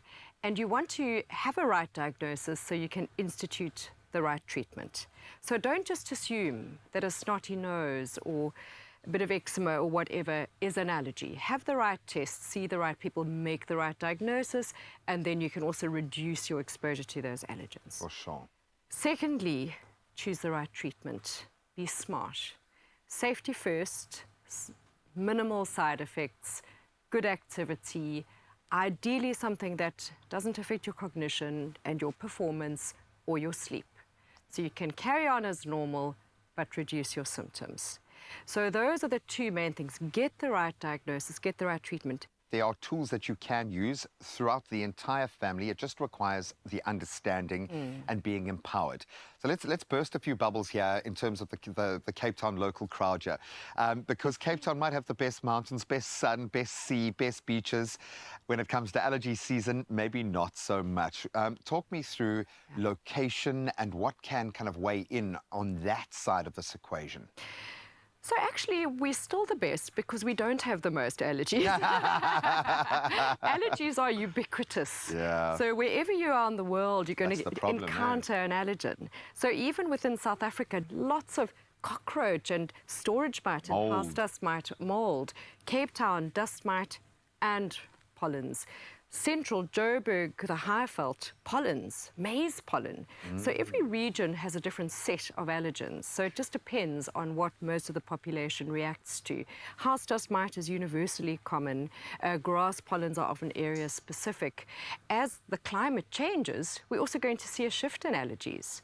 Warmer climate, pollens burst earlier and more vigorously. We're going to get thunderstorms, thunderstorm asthma. So there's so many geographical variations. So we won't just blame it on Cape Town.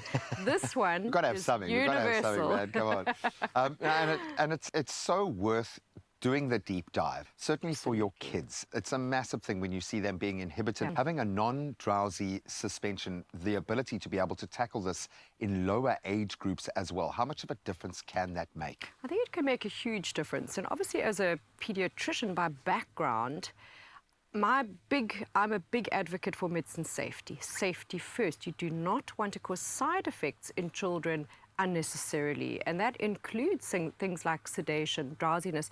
In some children, the sedative effect can present as hyperactivity. Yeah. So they can have sort of the opposite effect that shows because the neurotransmitters are so immature. So in children, safety is almost as important as efficacy. I mean, at all ages it should be, but especially in our children. You mentioned having the right diagnosis, so you say that deep delve. Actually, that first step, making the right diagnosis, is so absolutely critical because you may not be allergic at all and have Krish syndrome, and then that's treated differently. You may be allergic and identify your allergen and say, wow, I'm allergic to Bermuda grass. I know that that grass pollinates between September and February.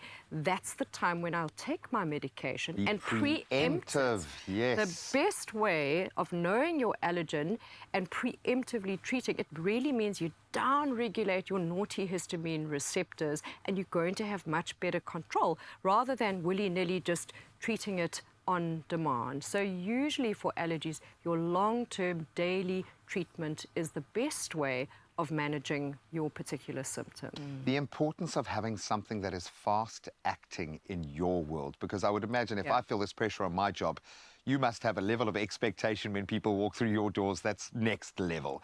Absolutely. So when you can help someone fast. How much of a difference can that make? Well, it makes a huge difference for many reasons. First of all, just for symptom control. Yeah. So if you have a dust mite allergy and you're going into an old attic and unpacking old fancy dress clothes, you can get swollen eyes, a closed chest, you can really have a bad attack.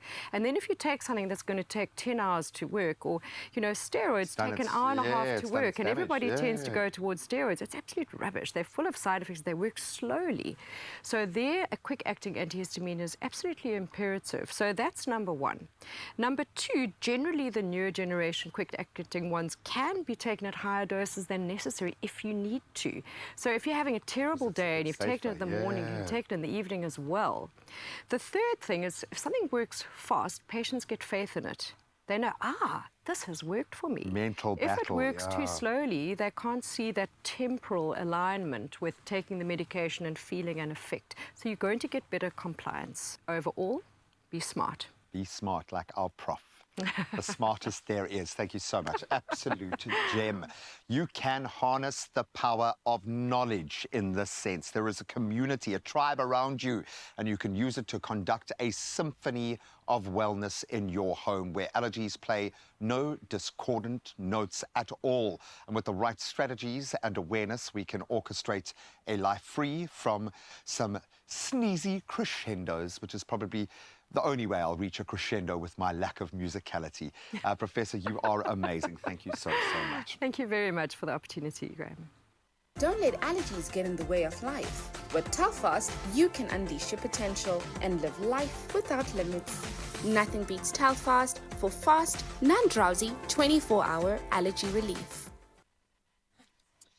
Yeah, let's keep that great conversation flowing right now on your Feel Good Breakfast Show. And let's give you some advice when it comes to your kids, right? And obviously when our children are physically well, it encourages happy and peaceful families. But we all know that children's pain and fever requires swift attention and addressing them promptly, not only which provides relief, but also ensures their well-being and comfort. And I know we are all here for that. So we gave you the chance to ask the experts any questions about children's healthcare, courtesy of Panado.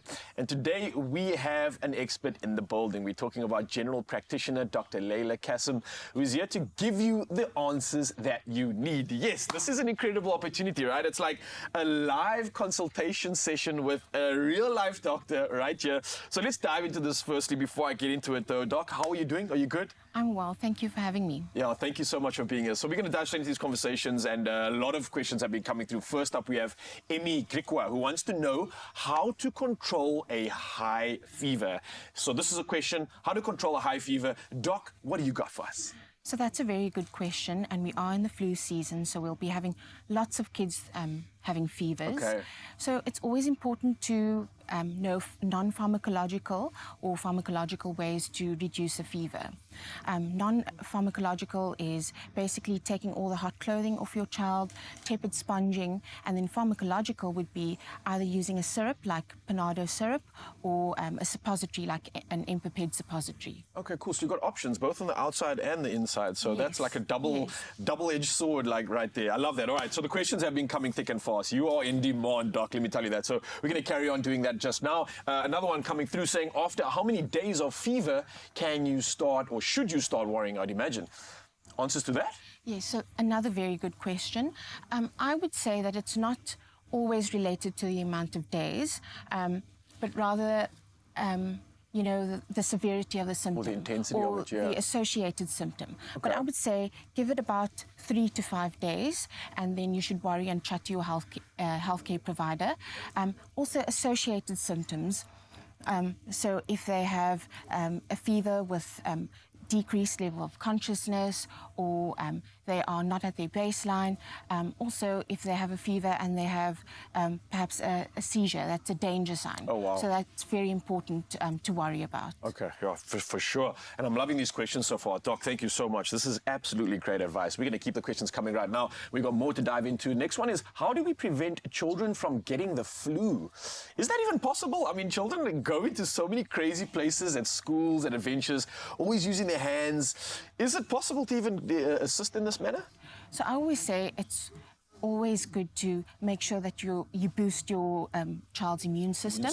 And make sure that they have a healthy lifestyle, a balanced meal, stay well hydrated, and to have enough sleep, about 6 to 7 hours of sleep a day. And then there is the flu vaccine that's available. Okay. So it's also always important to, if you know that someone is sick, try to avoid being in direct contact with them. And if you have a little baby or an infant, you know, let people know, don't kiss your child. Don't let them kiss your child on the lips or on the face. It's these general measures that can help prevent them from developing a flu or viral infection. Yeah, and small little changes that can actually make quite a big difference. I didn't even think about that one. Look, we've got one more question to go through right now. We have had to sift through so many of them, but finally they've asked, can paracetamol be given to babies under a year old? Ooh, this is great. And I'm assuming that would be to administer pain, right? Yes, so also another very good question. Remember that always, if you are unsure about dosing or giving medication, chat to your healthcare provider. But paracetamol is safe from an infant, so from about 2 months of age. And then the way we dose paracetamol is 10 milligrams per kilogram. A nice, easy way to administer the medication is the weight of the child divided by 2.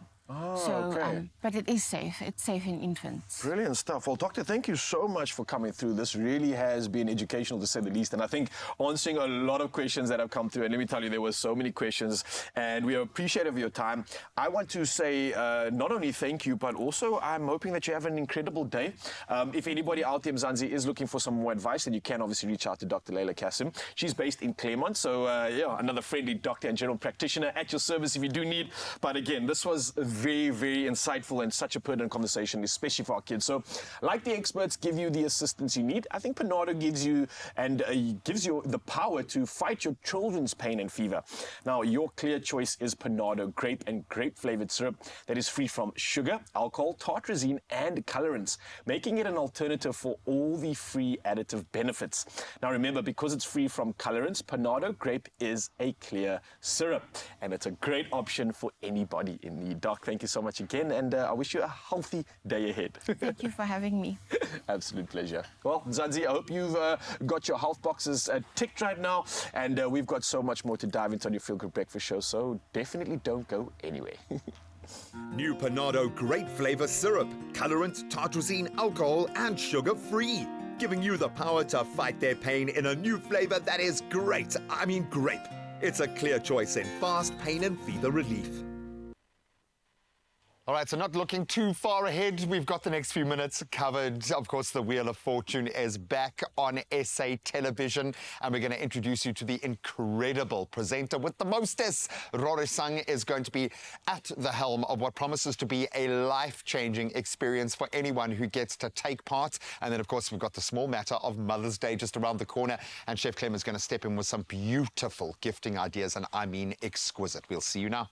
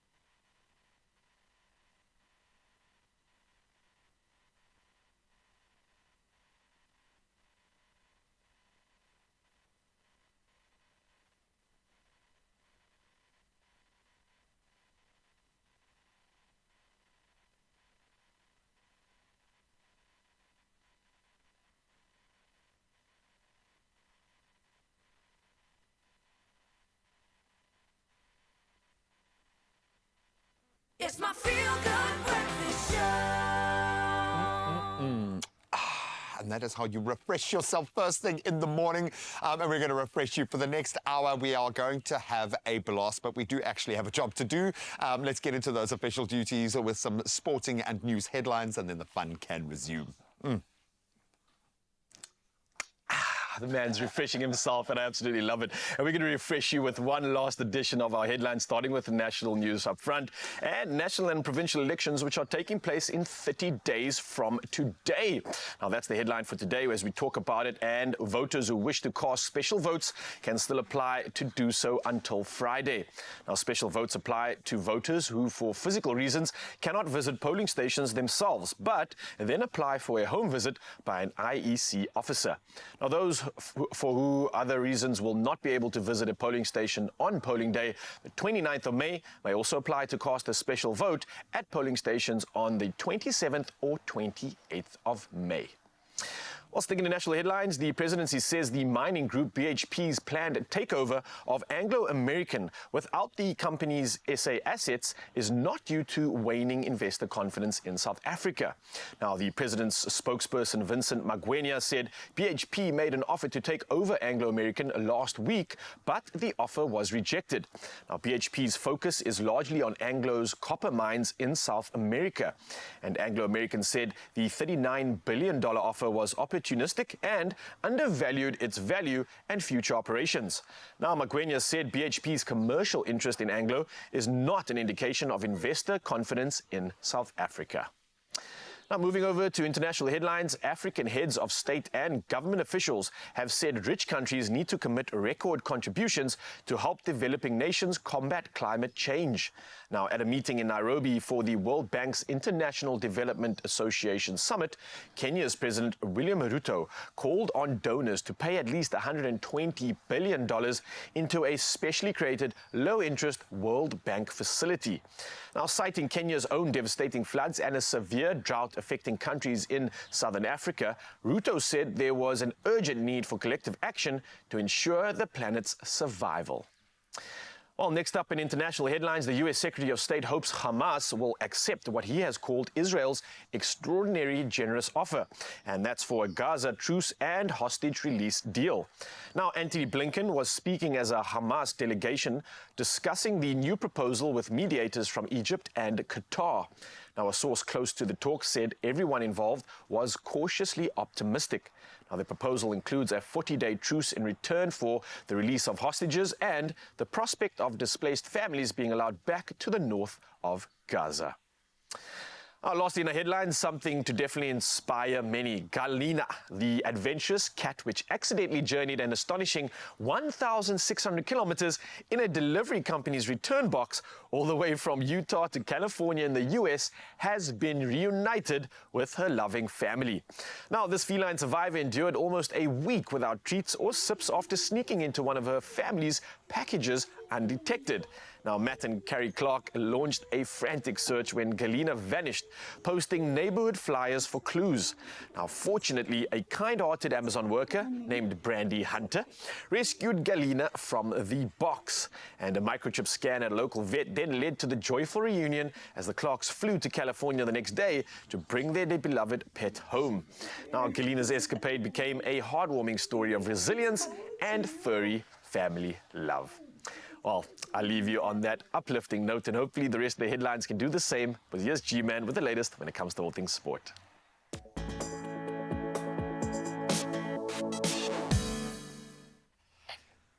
Well, I'm sure feeling like the cat that got the cream this morning. Mamelodi Sundowns continued their dominant run in the PSL with yet another demanding and commanding performance. 3-0 victory, in fact, over TS Galaxy at Loftus Versfeld Stadium yesterday. Peter Shalalila never off the score sheet. His first half brace combined with Timber and Corsi Lorch's second half strike propelled Sundowns a little bit closer to clinching now their 7th successive league championship. So the Brazilians' unbeaten run of 23 league matches this season underscores their dominance. An incredible season, and a loss for second place Stellenbosch FC when they take on Golden Arrows tomorrow, or just one more victory for Sundowns against Kaizer Chiefs this Thursday could seal the title for this formidable side. Now, from the Brazilians to a Brazilian defender, in fact, Thiago Silva, set to bid farewell to Chelsea at the end of the season. So after a remarkable 4-year stint at Stamford Bridge, Silva shared his emotional video message on Chelsea's website to announce his departure, and it has since gone viral. Having arrived on a free transfer from Paris Saint-Germain back in August of 2020, the 39-year-old centre-back has made 151 appearances for the Blues, securing some impressive victories in prestigious competitions. We're talking about Champions League, FIFA Club World Cup and the UEFA Super Cup. So an incredible tenure at the club. Now, an incredible opportunity for the Springbok ladies and experienced Springbok women's players. Nomawethu, Mabenge, Lusanda, Dumka and Zizopila Solanchi. They've all been selected for the national squad in the Rugby Africa Women's Cup. So for a bit of background, the tournament taking place in Madagascar next month holds the key to qualification for the 2025 Rugby World Cup in England. So it's a big one. And head coach Louis Kuhn, as a result, has named a strong 28-player squad, including 16 forwards, a bit of a bomb squad there, and 12 backs to compete against Cameroon, Kenya and hosts Madagascar for the African title and that shot at the World Cup. Incredible. Now let's turn to tennis finally, and Rafa Nadal showing some good signs ahead of the French Open at the Madrid Open. He advanced to the last 16 in Madrid after it must be said, a hard-fought victory over Pedro Cachin. The 37-year-old had to battle for over 3 hours and 6 minutes, winning 6-1, 6-7. That was 5-7 on the tiebreak, and then 6-3 to seal the deal. Nadal, who is a 5-time champion in Madrid, is playing on the Madrid clay for the final time, and he'll face Yuri Lasheka in the next round. But of course, this all bodes well for the French Open, which is his clay court happy place, it must be said. So that's where we leave our sport for this morning. Let's get one last take on the roads.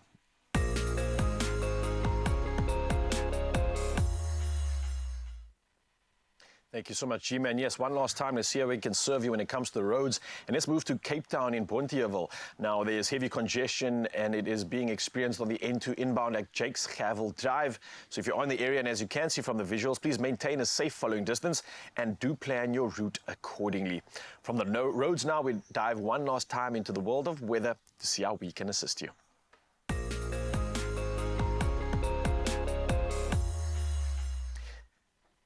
Reporting on the world of weather one last time, in the SA Weather Service has issued a single warning for today, highlighting extreme high fire danger for the central parts of the Northern Cape, the central Karoo of the Western Cape, and the western interior of the Eastern Cape. Now, meanwhile, the Kirstenbosch Botanical Gardens in Cape Town have reopened following multiple fires in Table Mountain National Park over the weekend. Now, 4 fires were ignited by lightning strikes, and yesterday, 2 helicopters were deployed to contain a fire at Skull Ravine. Now, Alton Roux, manager at Kirstenbosch, explained that the initial closure was due to health and safety concerns related to smoke and soot, as well as ensuring unimpeded access for firefighting efforts. Well, from our weather news, we dive into one of the favorite parts of the day.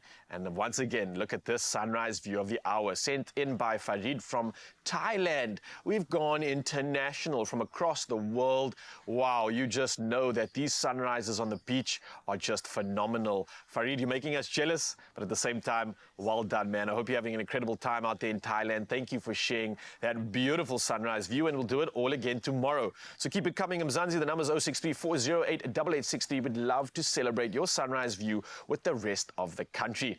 For now, though, let's celebrate the temperatures that you can expect on your side of town.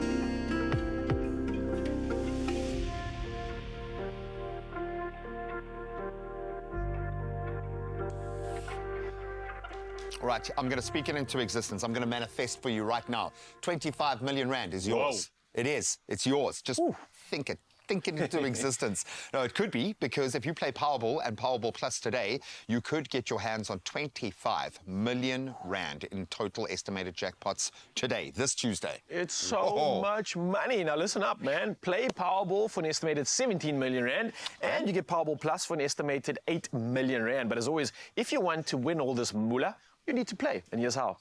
Really simple. You can just go in-store, be very friendly and nice to get some good karma, and just ask for your ticket. You can go online, nationallottery.co.za. You can use their mobile app, which is great. You can use your banking app. I know mine has a little drop-down, and they make it really simple. You get sent messages with your updates, great. Yeah. Or you can just dial *120 *7529# to go the old-school USSD route. So many options. Now, if that confuses you, don't worry, we got you covered, because we posted all these details on our Expresso social media pages, so you can go check it out right now. Now, a reminder to Panda, Push Up, Play the Powerball and Powerball Plus for 25 million rand. And that's in total estimated jackpots today, which could be yours, but only if you play, so get involved.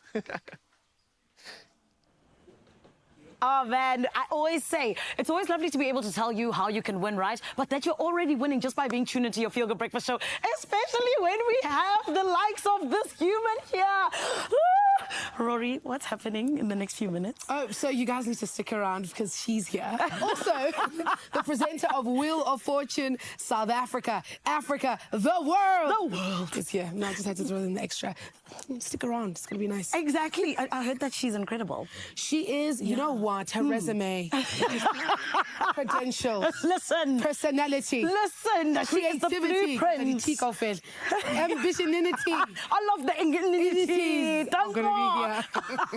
We're going to be chatting to this queen, and then we are also going to be hearing all about my lovely, the ultimate Mother's Day spoils. It's coming up on the 12th of May, huh? Thank you. That was for me, by the way, because I just needed to make sure I didn't get the dates wrong. Yeah, 100%. She thought it was this weekend. It's the following one, Rory. You're still safe. I'm still safe. Good. Perfect. Amen. You are safe right here on S3. Do not go anywhere.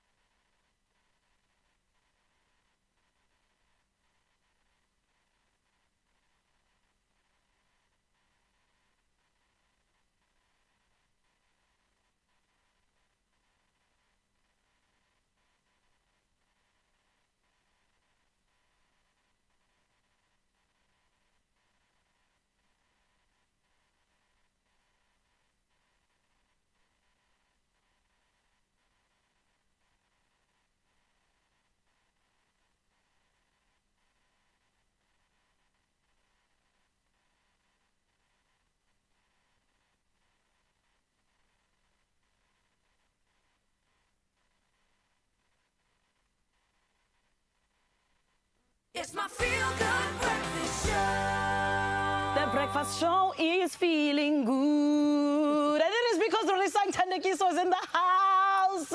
Oh, Expresso family, it is so exciting to see Wheel of Fortune South Africa on our television screens. And it's spinning back each and every week, honey, making sure that South Africans become winners. And of course, there is a woman at the helm of it, the inimitable, the queen, the incredible musician, actress, and of course, presenter. It is none other than Rorisang Tandekiso, everybody!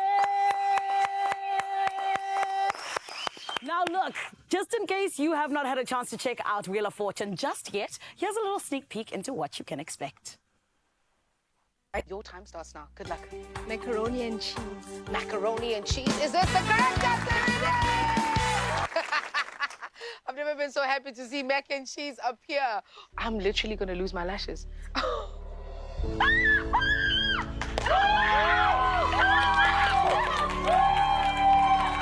Oh, wow. You just got a car, man. That's so dope. Oh, mommy. Oh, come on, everybody. Let's give that a round of applause, please. Rory. Wheel of Fortune. Wheel of Fortune. How are you?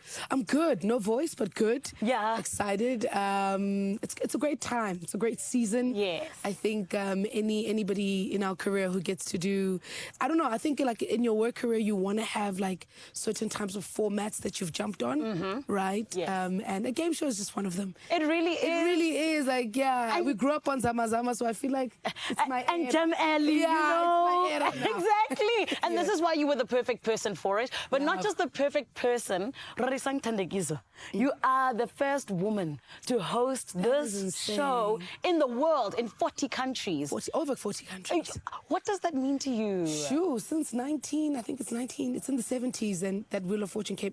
I think it only registered after. Yes. I think work is work for us. You get on set, you do what you have to do. It's a new format, I'm learning it.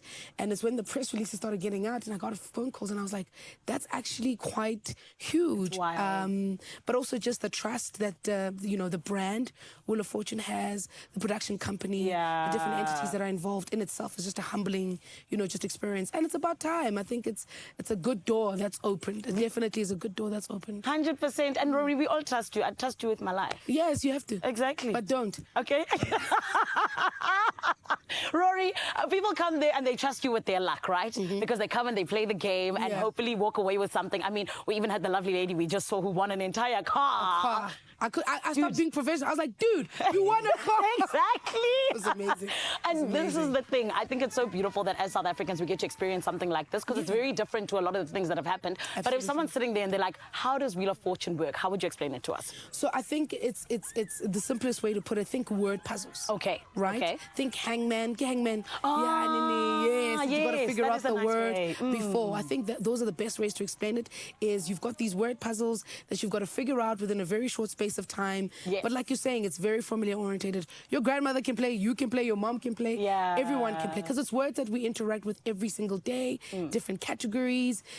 Some categories you'll probably be stronger than others. Yeah. So it really is playing your luck. But if you have a love for words and like figuring things out under pressure, then Wheel of Fortune is definitely for you. I love that. Yeah. And winning big, if that's what you want. If that's what you want for yourself. Yeah, and if what you're you willing see. for like a car, 100,000. You know, Yeah, a young 100,000. Yeah, it's a good place. It's a good place. And you getting ready for the show, did you play?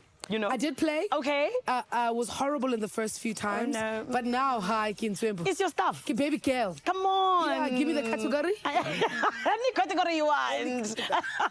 So then, let's talk about this because I feel like, with this game, it can be life-changing. Like the 25-year-old who won a car or the person who won like a huge amount of money. Yeah. How does it feel for you to be able to know that you are in that seat where you're about to possibly change someone's life? Sure. I think when they come in and they start playing, everybody's in the game. It's in that bonus round where I think it starts to click in to say, look, you could walk away with a car, you could walk away with 100,000 rand. And a lot of them come with all sorts of stories. People are trying to renovate their homes, trying to finish and pay off loans, trying to go to study further. Yeah. So it really is, at the end of the day, not just playing for a car. It's understanding that for a 25-year-old who's just started working, it's a game changer. 100%. Do you know what I mean? So I think for me in those moments, if you watch the show really well, in the bonus moment, I'm probably more stressed, I'm all the emotions more than for all the contestants because it's beautiful just to see them journey through and get to that moment where that one thing they thought was not possible, and within seconds, it's all of a sudden possible. And it's there. And it's forever. I mean, that's incredible. That's beautiful. I love it. I love it for them. And I love it for them as well in the sense that they have you guiding them through it. Yes, I will ululate, I will pick up. Yes.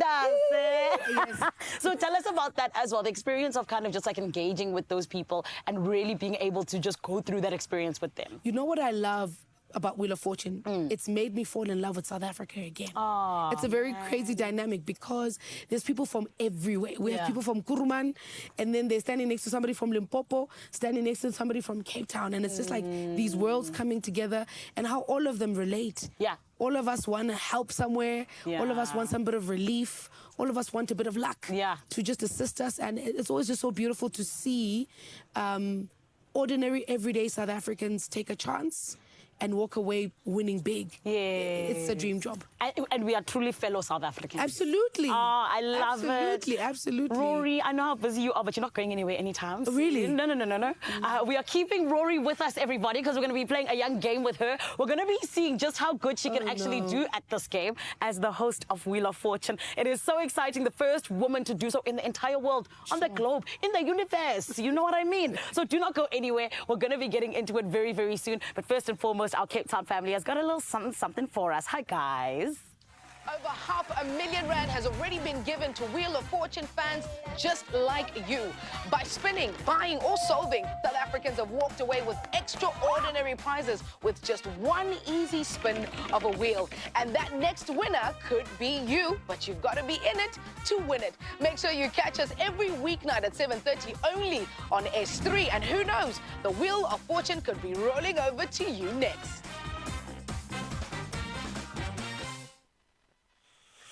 Oh, Rory is the girl. She comes with the gravitas. Yeah, and she's just so lovely as well. So that's one way you can change your life. Here is another way, and this one is really in your hands, just like it's in, well, I say in my hands right now. Mortley is in my hand right now. We are obviously talking about Tropica Island of Treasure, that this year, you should know by now, is heading to Zanzibar with our own hostess, with the mostess, Zanele Potelwa, as the host, and she's going to be joined by some superstars. Chad Jones, the dancer, Mutle Gela Nkobile, Kwezi, Carl Kurman, Hungani and Glovo, and Davi Nokeri, and hashtag Beat Bobby van Jaarsveld. Please make that a real hashtag. It's not a real thing yet, but it's going to be. It's going to be. Now listen, you only have 6 more days to get your auditions in and stand a chance to join the celebs on the Tropica Island of Treasure. And if you've been paying attention to the show for the last few weeks, you know why it is an absolute must. Your life's going to change. Okay, so let's see how. Okay, so your first opportunity to win, never mind the $500,000 that could be yours. Tropica are giving away 3 Wenger watches valued at 3,000 Rand each. And that's just for submitting an audition. You can stand a chance of being one of those lucky winners. Plus, if you're selected, you'll walk away with 10,000 Rand courtesy of DP before you've done anything. That's amazing. We're already making winners out of everybody that's involved. So you have every reason to get in on the action. And remember, you have until Sunday, 5th of May. Yes, that's happening this end of the week, 5th of May. And that's to submit your audition. Now, this is your chance to win a share of 1 million Rand. And come on, beyond that, what is smoother? I don't think there's anything smoother, but just a reminder on just how to enter while we sip on this good stuff. We're in Zanzibar for Tropica Island of Treasure. Are you?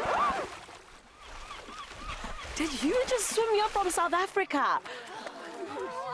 There's an easier way to find fame and your share of a smooth million Rand fortune. Simply upload your audition to social media, explain why you're a match for our celebs. Add the hashtag Tropica and tag @MyTropica, and we could see you in Zanzibar. Buy a Tropica now and enter to be on the island. Oh, yeah, so much to look forward to on your Feel Good Breakfast show. And some more superstars have entered the building. They are diving into discussions right now because there are dairy awards that have been won, and more than a handful of them. There are so many things to discuss right now. And these two are going to be celebrating with us in just a bit. So we're diving into the kitchen. We're diving into great conversation with Zanzi. And I'm telling you right now, you don't want to go anywhere. We also have some inspiration for Mother's Day. So coming at you in just a bit. We'll see you soon. Okay, talk about these awards, guys.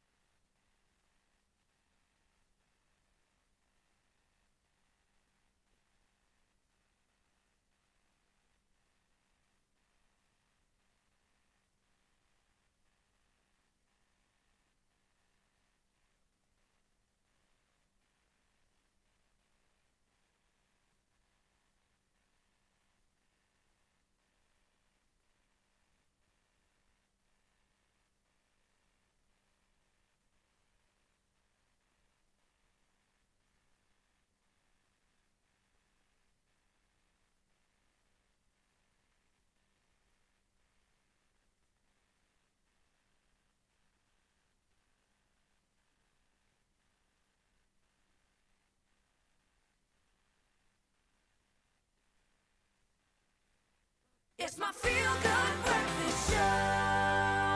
Yes, Mzansi, welcome back. This is your Feel Good Breakfast Show, an incredible show that we've been having, and we're going to keep it right there, and especially with the big occasion around the corner. Look, it's no secret, moms play a pivotal role in our lives, and from being pillars of love and support, no gift, I think, will ever express just how grateful we really are for all that they have done. However, with Woolworths, the perfect spoil is at our fingertips. We got you covered. From decadent chocolates to silky scarves, pamper her with all she deserves this Mother's Day, which is around the corner. As a reminder, so here to take us through some of these spectacular gift ideas, we've got blogger and stylist Meg Pedro and Chef Clem in the building.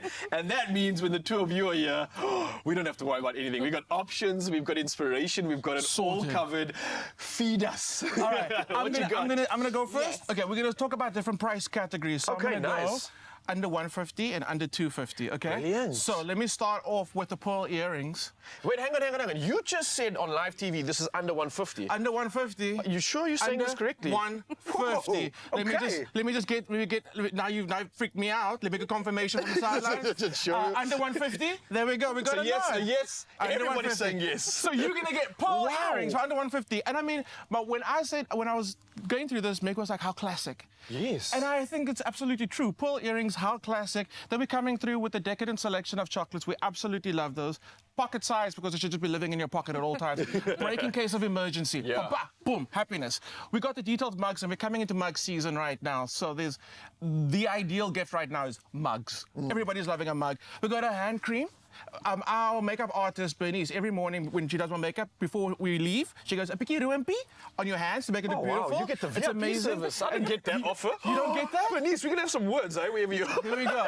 Because you know what? This is also, I learned from you to say, people look after their faces. You know, they spend like so much time and money on their faces, but they forget their hands. And the hands need some loving too. So that's where the hand cream comes in. I'm taking too long. Smart Ben, stuff. we love a little pouch, okay? And great for everything. Men, you also need this, because stop asking your Can you keep this for Can me, you hold please? this for me? Get the bag, not just for Mother's Day. Okay, Nice. And these are all under 150 again. Under 150. Okay, Come on, I very love quickly, it. because I'm very excited about this. Who did this? Woolworths. I didn't even know about this. I found out about this yesterday. Look at these mini gifting cakes. Ryle. Oh. Ryle. How? I'm sorry. Come on. That is Perfect. so amazing. The perfect size for a gift, and it also matches your outfit for the day. It's got raspberry on the outside. It's got Nice. vanilla. I love that. And the cake's got a beautiful toasty color to it. There we go. You know what's cool about this? I know we're running out of time I'm here, taking but all your time. I'm sorry. The coolest thing about this is like you don't even need to vehicle anything to transport Mother's Day gifting now. You can drive on your bicycle and go drop this off. You can be walking. There's no excuses. No excuse. That's what I'm talking about. Okay, very quickly. I'm sorry, I'm taking all your time. Okay, under 250, the peonies. This is stone glass, a stone glass necklace. I mean, That's how beautiful. amazing is that? Nice. Then we got a scrunchie, because scrunchies. Because scrunchies. If you don't have one in a wristband, are you living? Okay, scrunchies and a headband, absolutely amazing. This all goes into like a spa bath treatment. Get the headband, get the scrunchie, get the beautiful candle, get this. So you take, you know Cleopatra, they used to bathe in milk. This is the actual container. You hold the milk and you pour it into the bath. There you go. What mom doesn't deserve that? Exactly. I'm treated like a And queen. he is a professional bath maker, let me tell you. Actually uses a whisk to do my How bathing. So let me how tell many you. times have you run a bath for yourself in the whole time that we've met each other? I think it was once when you were in Joburg. There we go. Wow. I In got that. 13 I got years. that. I'm going to Here be we go. phoning you for some more top tips Here we on go. doing a bath, but for now, I've we're taken on the all the top time. tips I'm sorry. for So Mother's Day. talking about Yes. a bath and that kind of, you know, the beautiful, creating that really luxurious time for mom, please. Let her be in the bathroom, leave her, close the door, don't write her notes, don't knock on the window, just leave her, okay? So cutie So we're quality time, creating I like those kind that. of moments. So with the diffuser, create that beautiful scent, right? I absolutely love a scent, and I think that it's such a great way for moms to remember the specific occasion. We've got bar salts, need I say more, that is a staple. Add that with your chocolates. I feel like that's always something that you need to add. And then brew a cup of tea. I feel like that is such a lovely thing to do. That is all An in your entire 350s. experience. What, say that again? That's in your 350. Are you guys Under sure you're 350. getting these prices correct? Yes. Gosh. And we actually, even on the rail, we've got the mom twinning pajamas under 350. Yo. Okay. Oh, wow. I mean, we are really talking the fleece gown under 350. We are talking, and it comes in such beautiful colorways, so that's great. 450, we're stepping up a little bit, right? We've got the beautiful color blocked poncho, such a great staple, mom. For school runs, just throw on a pants and you've got that, and you yeah, that's feel so perfect, put yeah. together. A plant. always, this is actually artificial. And I want you to feel this because this does not feel artificial. You tricked me there. I'm going to be honest with you because I'm not always a fan of these because they don't look real.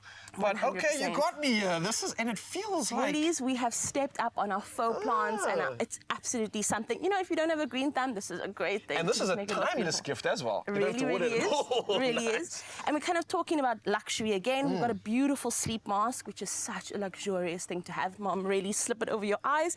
And a beautiful honey and peony bath set as well, just to kind of tie everything together.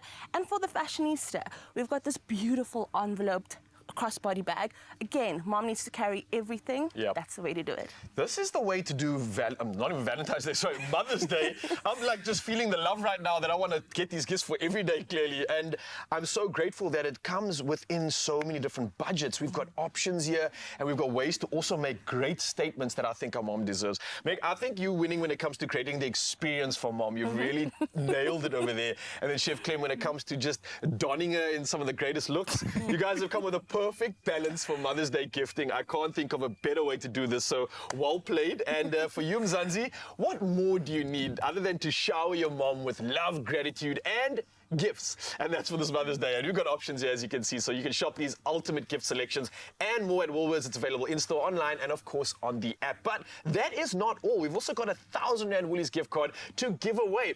Now, how do you get involved in this? It's simple. Just visit a Woolies competition post on the Expresso Facebook, X, or Instagram pages and tell us the following. What is your ultimate Mother's Day spoil? We've already given you some inspiration here, so it's an easy one. And don't forget to include the hashtag Woolies Mother's Day. Now, the competition closes at midnight Sunday, the 5th of May, 2024. Your T's and C's can be found at expressoshow.com. I think the hardest part about this is, how do you choose not taking everything? I want don't a know. cake. I'll share. I'm taking the flowers and I'll grab the scarf there. Mom's going to love us. So yes, Mzansi, you are absolutely sorted. And I hope inspired to make sure that Moms gets everything that she deserves. Oh yeah. I love it, guys. This is absolutely perfect stuff. Now, a lot going on right now. We've still got some testing happening. Rory Sung is standing by, the new host of the Wheel of Fortune. So we've got a lot to discuss in your Feel Good Breakfast Show. A lot to look forward to right now. So Mzansi, don't go anywhere. The magic continues. All right, how can I fit these in my bag? Good morning. We get to come here and have a good time together as an Expresso family. And this is why we always invite over some of our besties in the industry. And today, I told you she is the inimitable presenter, actress, musician. She does it all and she kills absolutely everything. And now she is the first woman in the whole entire world to be a host of Wheel of Fortune. And I genuinely feel like we couldn't have chosen a better person because she's top 2 and not 2. I'm talking about Rory Sangtandeki. So Rory, are you still good? It means that there is nobody else like you. You are unique. What is it? It is inimitable. Yes. Hey, I've arrived. It is who you are. But my Rory, I asked you earlier on, did you play the game to get yourself ready? I did. Yes. So now we want to put you through your paces with our game. All right? You must be careful. Don't make me look like... No. Okay, we won't do that. I believe in you. I think you can do this. You know what I mean? I believe in myself. Okay. Inimitable. Oh, yeah, let's go. Rory, okay, here we go. Rory, I'm going to give you options for these questions. There'll be 3 of them, and then you need to tell me the correct answer. Exactly. Okay. All right. Everybody, welcome to Expresso Wheel of Fortune, where there's no wheel, but it's fine. Here we go. Thank you. There we go. Okay. Very first question. Who was the host of the nighttime version of Wheel of Fortune since its debut? Was it A, Ryan Seacrest, C, Pat Sajak, or D, Vanna White? There's no B there. Pat. Is that your final answer? It is my final answer. You don't want to call a friend? No, I don't want to call a friend. And you're sure? Get that bet. Everybody gets correct! Question number 2. Which year did the Wheel of Fortune debut? Was it A, 2010, B, 1896, or C, 1975? 1975! Yay! Yes, she's right, everybody! Let's go to question 3. This one has no options. These are tough, though, hey? You got this. You already got 2 out of 2, girl. Right, let's go. Okay, so here you're filling out the missing name, ne? So-and-so will replace Pat Sajak as the host of Wheel of Fortune, beginning its 42nd season in 2024. Who is the name that we're looking for? Darayeni. Are you sure it's Tarayan? Chris. Does he know that you call him Tarayan? Tarayan. On the phone hotline. It is indeed Ryan Seacrest. Come on. All right, question 4. Okay. When was the first episode of Wheel of Fortune South Africa? When was the first episode of Wheel of Fortune South Africa? Yes. The 8th of April, 2024, 7:30 on S3. Oh, Matsu, we don't even need to give our options. Come on, everybody. Oh, you had Overachiever. Kidney. Here we go. Inimitable. Yeah. That's who you are. Question 5. And this is the last one, Okay. Rory. It's a tough one. Is it? What is the name of the contestant that won a car on Wheel of Fortune South Africa? Ooh. Is it A, Sipokazi, Sipokazi, B, Tandeka, Sipokazi, or C, Sisipo? Hey, it is a tricky. That's what I'm saying. That's all okay. like, Is it Sipokazi or Sisipo? You can do this, Rory. Oh, man, I could do this. Trust oh, yourself. my baby. And she's from the south. Sisipo, man. I'm going to go with Sisipo. Are you sure? Are you sure? Are you sure you don't? I'm inimitable. Don't inimitable. You had a gut feeling. You had a gut feeling. I'm gonna say that. You had a gut feeling. You know, I'm gonna go with my gut. I'm being shouted at now because I told you had a gut feeling. Everybody, Rory just got 5 out of 5. Where's the money? Where's the check? Yeah. No, that's not the money. We're not gonna 100K, but for high five. South Africa, you make the choice. I'm so done with Rory. Rory, please, we don't have your resources. I beg of you, please, my sister. Rory, I absolutely love everything that you do. Before I actually tell Expresso a little bit of a funny story, why should we tune into Wheel of Fortune? Because it's proudly South African. Come on. I think that's the first thing. The second thing, because it unites families. Everybody's on a device, is on a laptop, is on a tablet, is on a phone. Something. I really feel that this is bringing that old feel of families being together in one room and enjoying television again. It was beautiful then and it's beautiful now.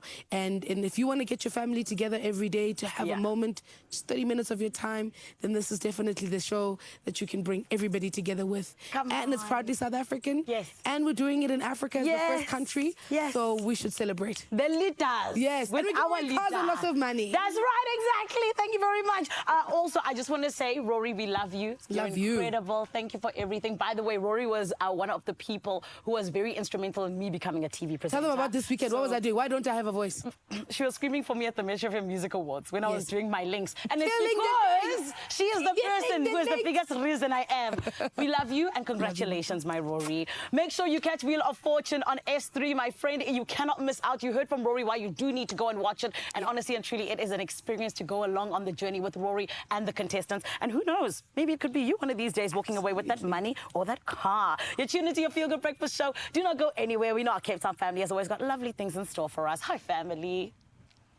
Oh, hello, girl. Thank you so much. Absolute blast we've been having today. Now, if you think I'm cheesy, if you think Chef Clem is cheesy, we ain't got nothing on Renee. She is the cheesiest person on the planet. In fact, she heads up the coolest cheese team in the world. Willie's Cheese has been doing big things, and we're going to have a little taste test in just a moment, and then Keke is going to be back on the mic for another unforgettable performance. We'll see you now. Drained? Dehydrated? You have lost more than just fluid. Recover faster. Add Rehydrate, SA's #1 oral electrolyte mixture.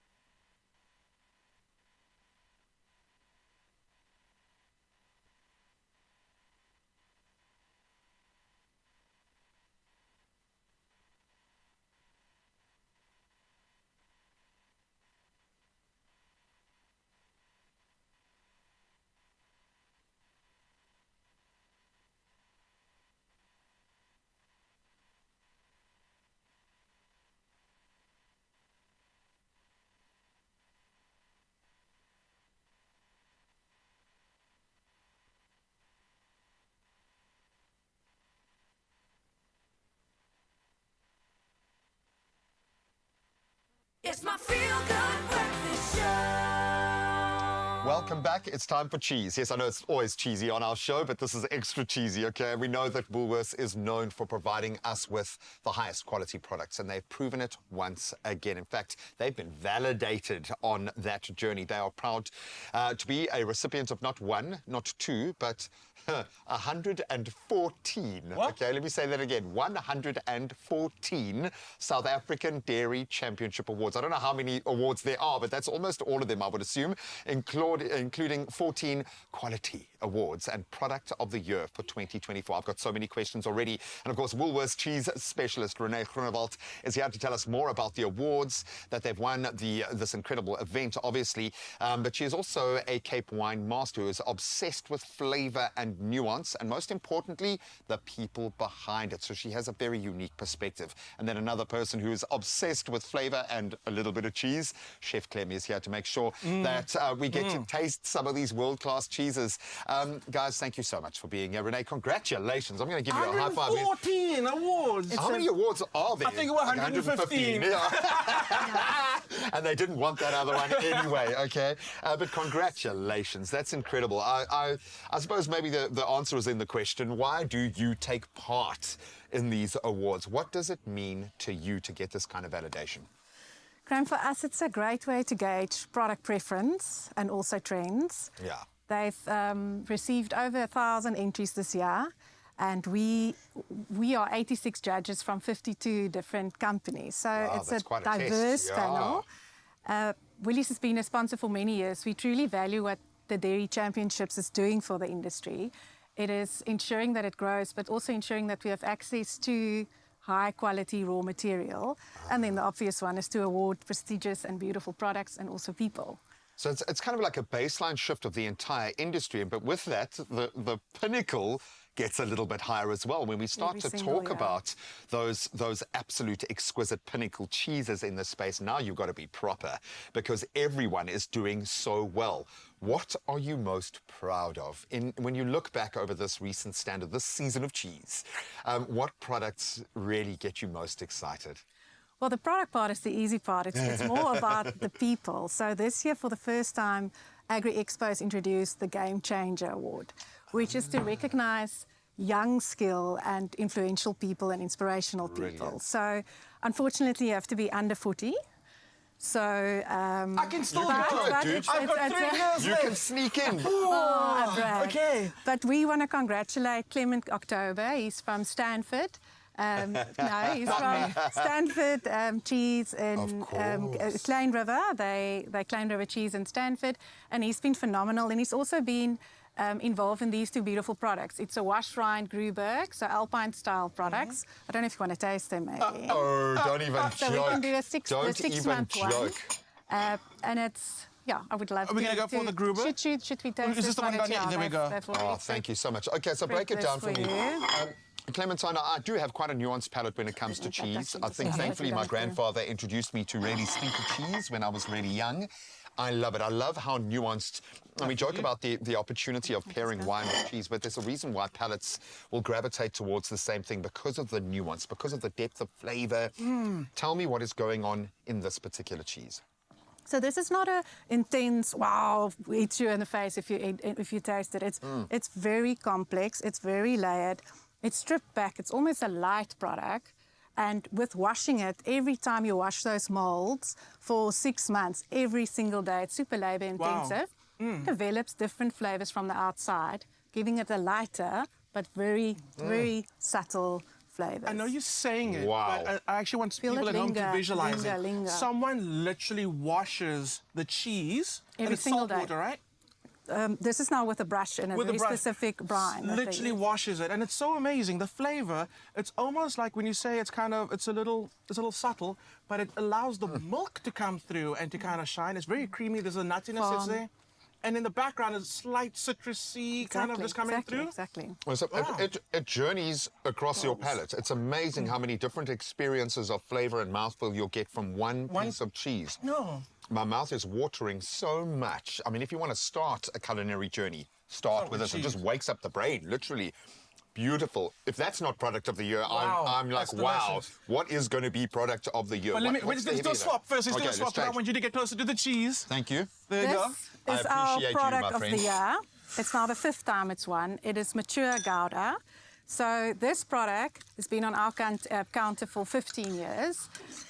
When you speak to the cheesemaker, this is from Lactalis. It's in Ladysmith, a very small facility. The old cheesemaker, when he resigned, he actually said, thank goodness this product is finally on the counter. It took him 5 years. It's his opus. 5 years to develop. So they tried every kind of technique. So the product is still produced in a traditional Gouda method.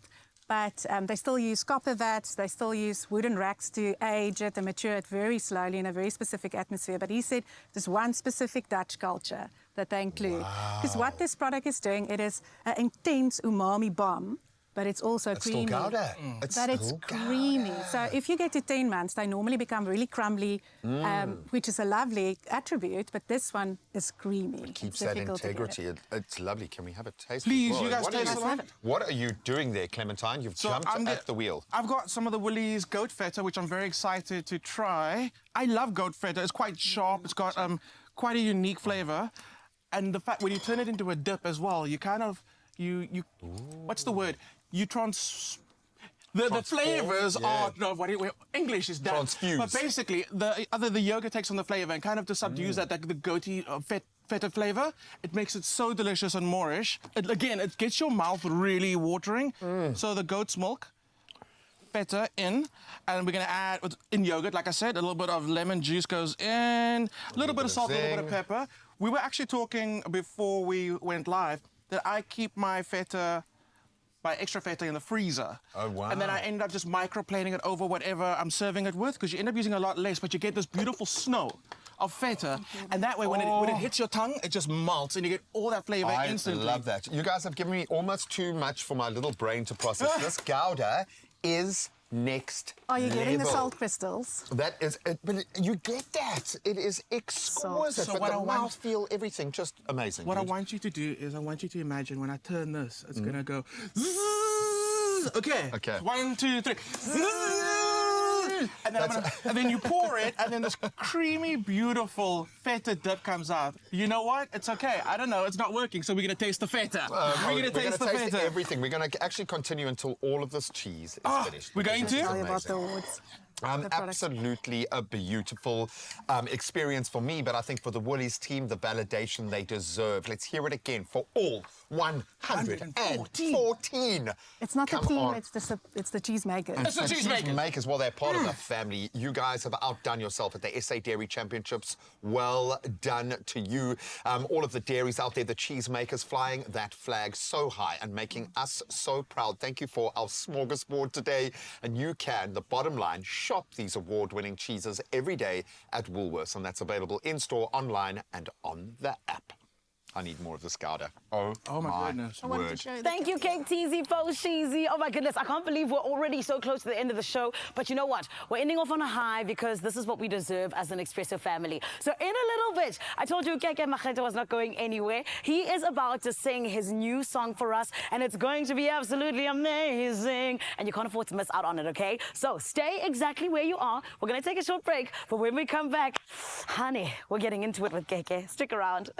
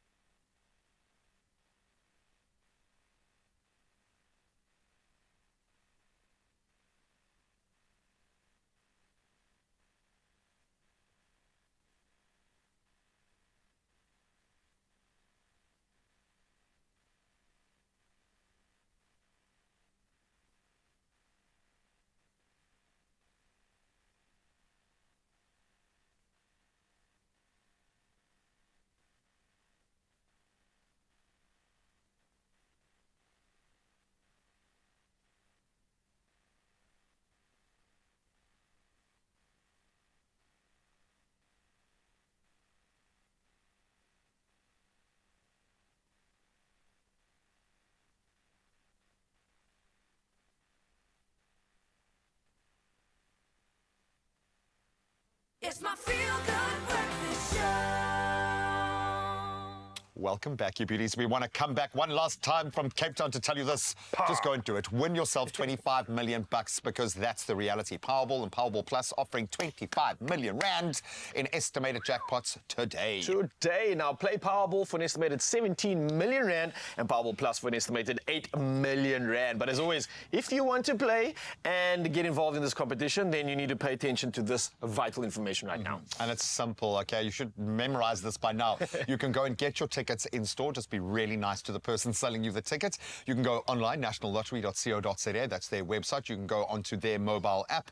You can see a whole lot of other ways of winning there as well. You can also use your own cell phone banking app, or you can dial *120 *7529# for all the USSD. Yeah, you got lots of options, and we've also done the following just to make it easier. We posted all these details on our Expresso social media pages, so you can go check it out right now. And we're encouraging you to panda, push up, play the Powerball and Powerball Plus for 25 million rand in total estimated jackpots today, and it could be you. Manifest. Come on, manifest.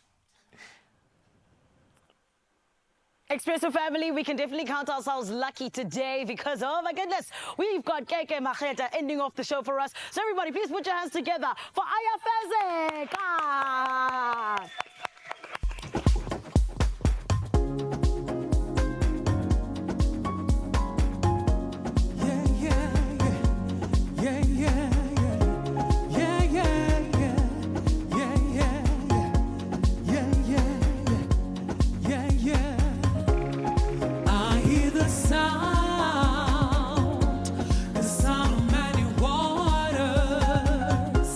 Spirit raging fire.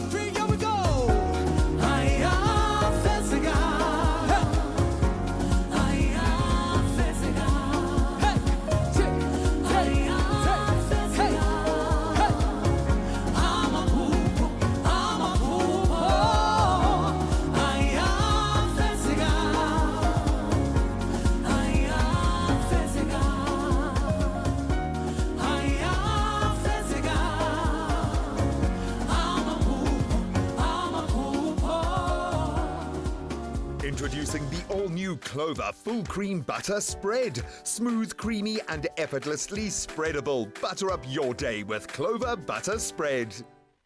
Another feel-good production.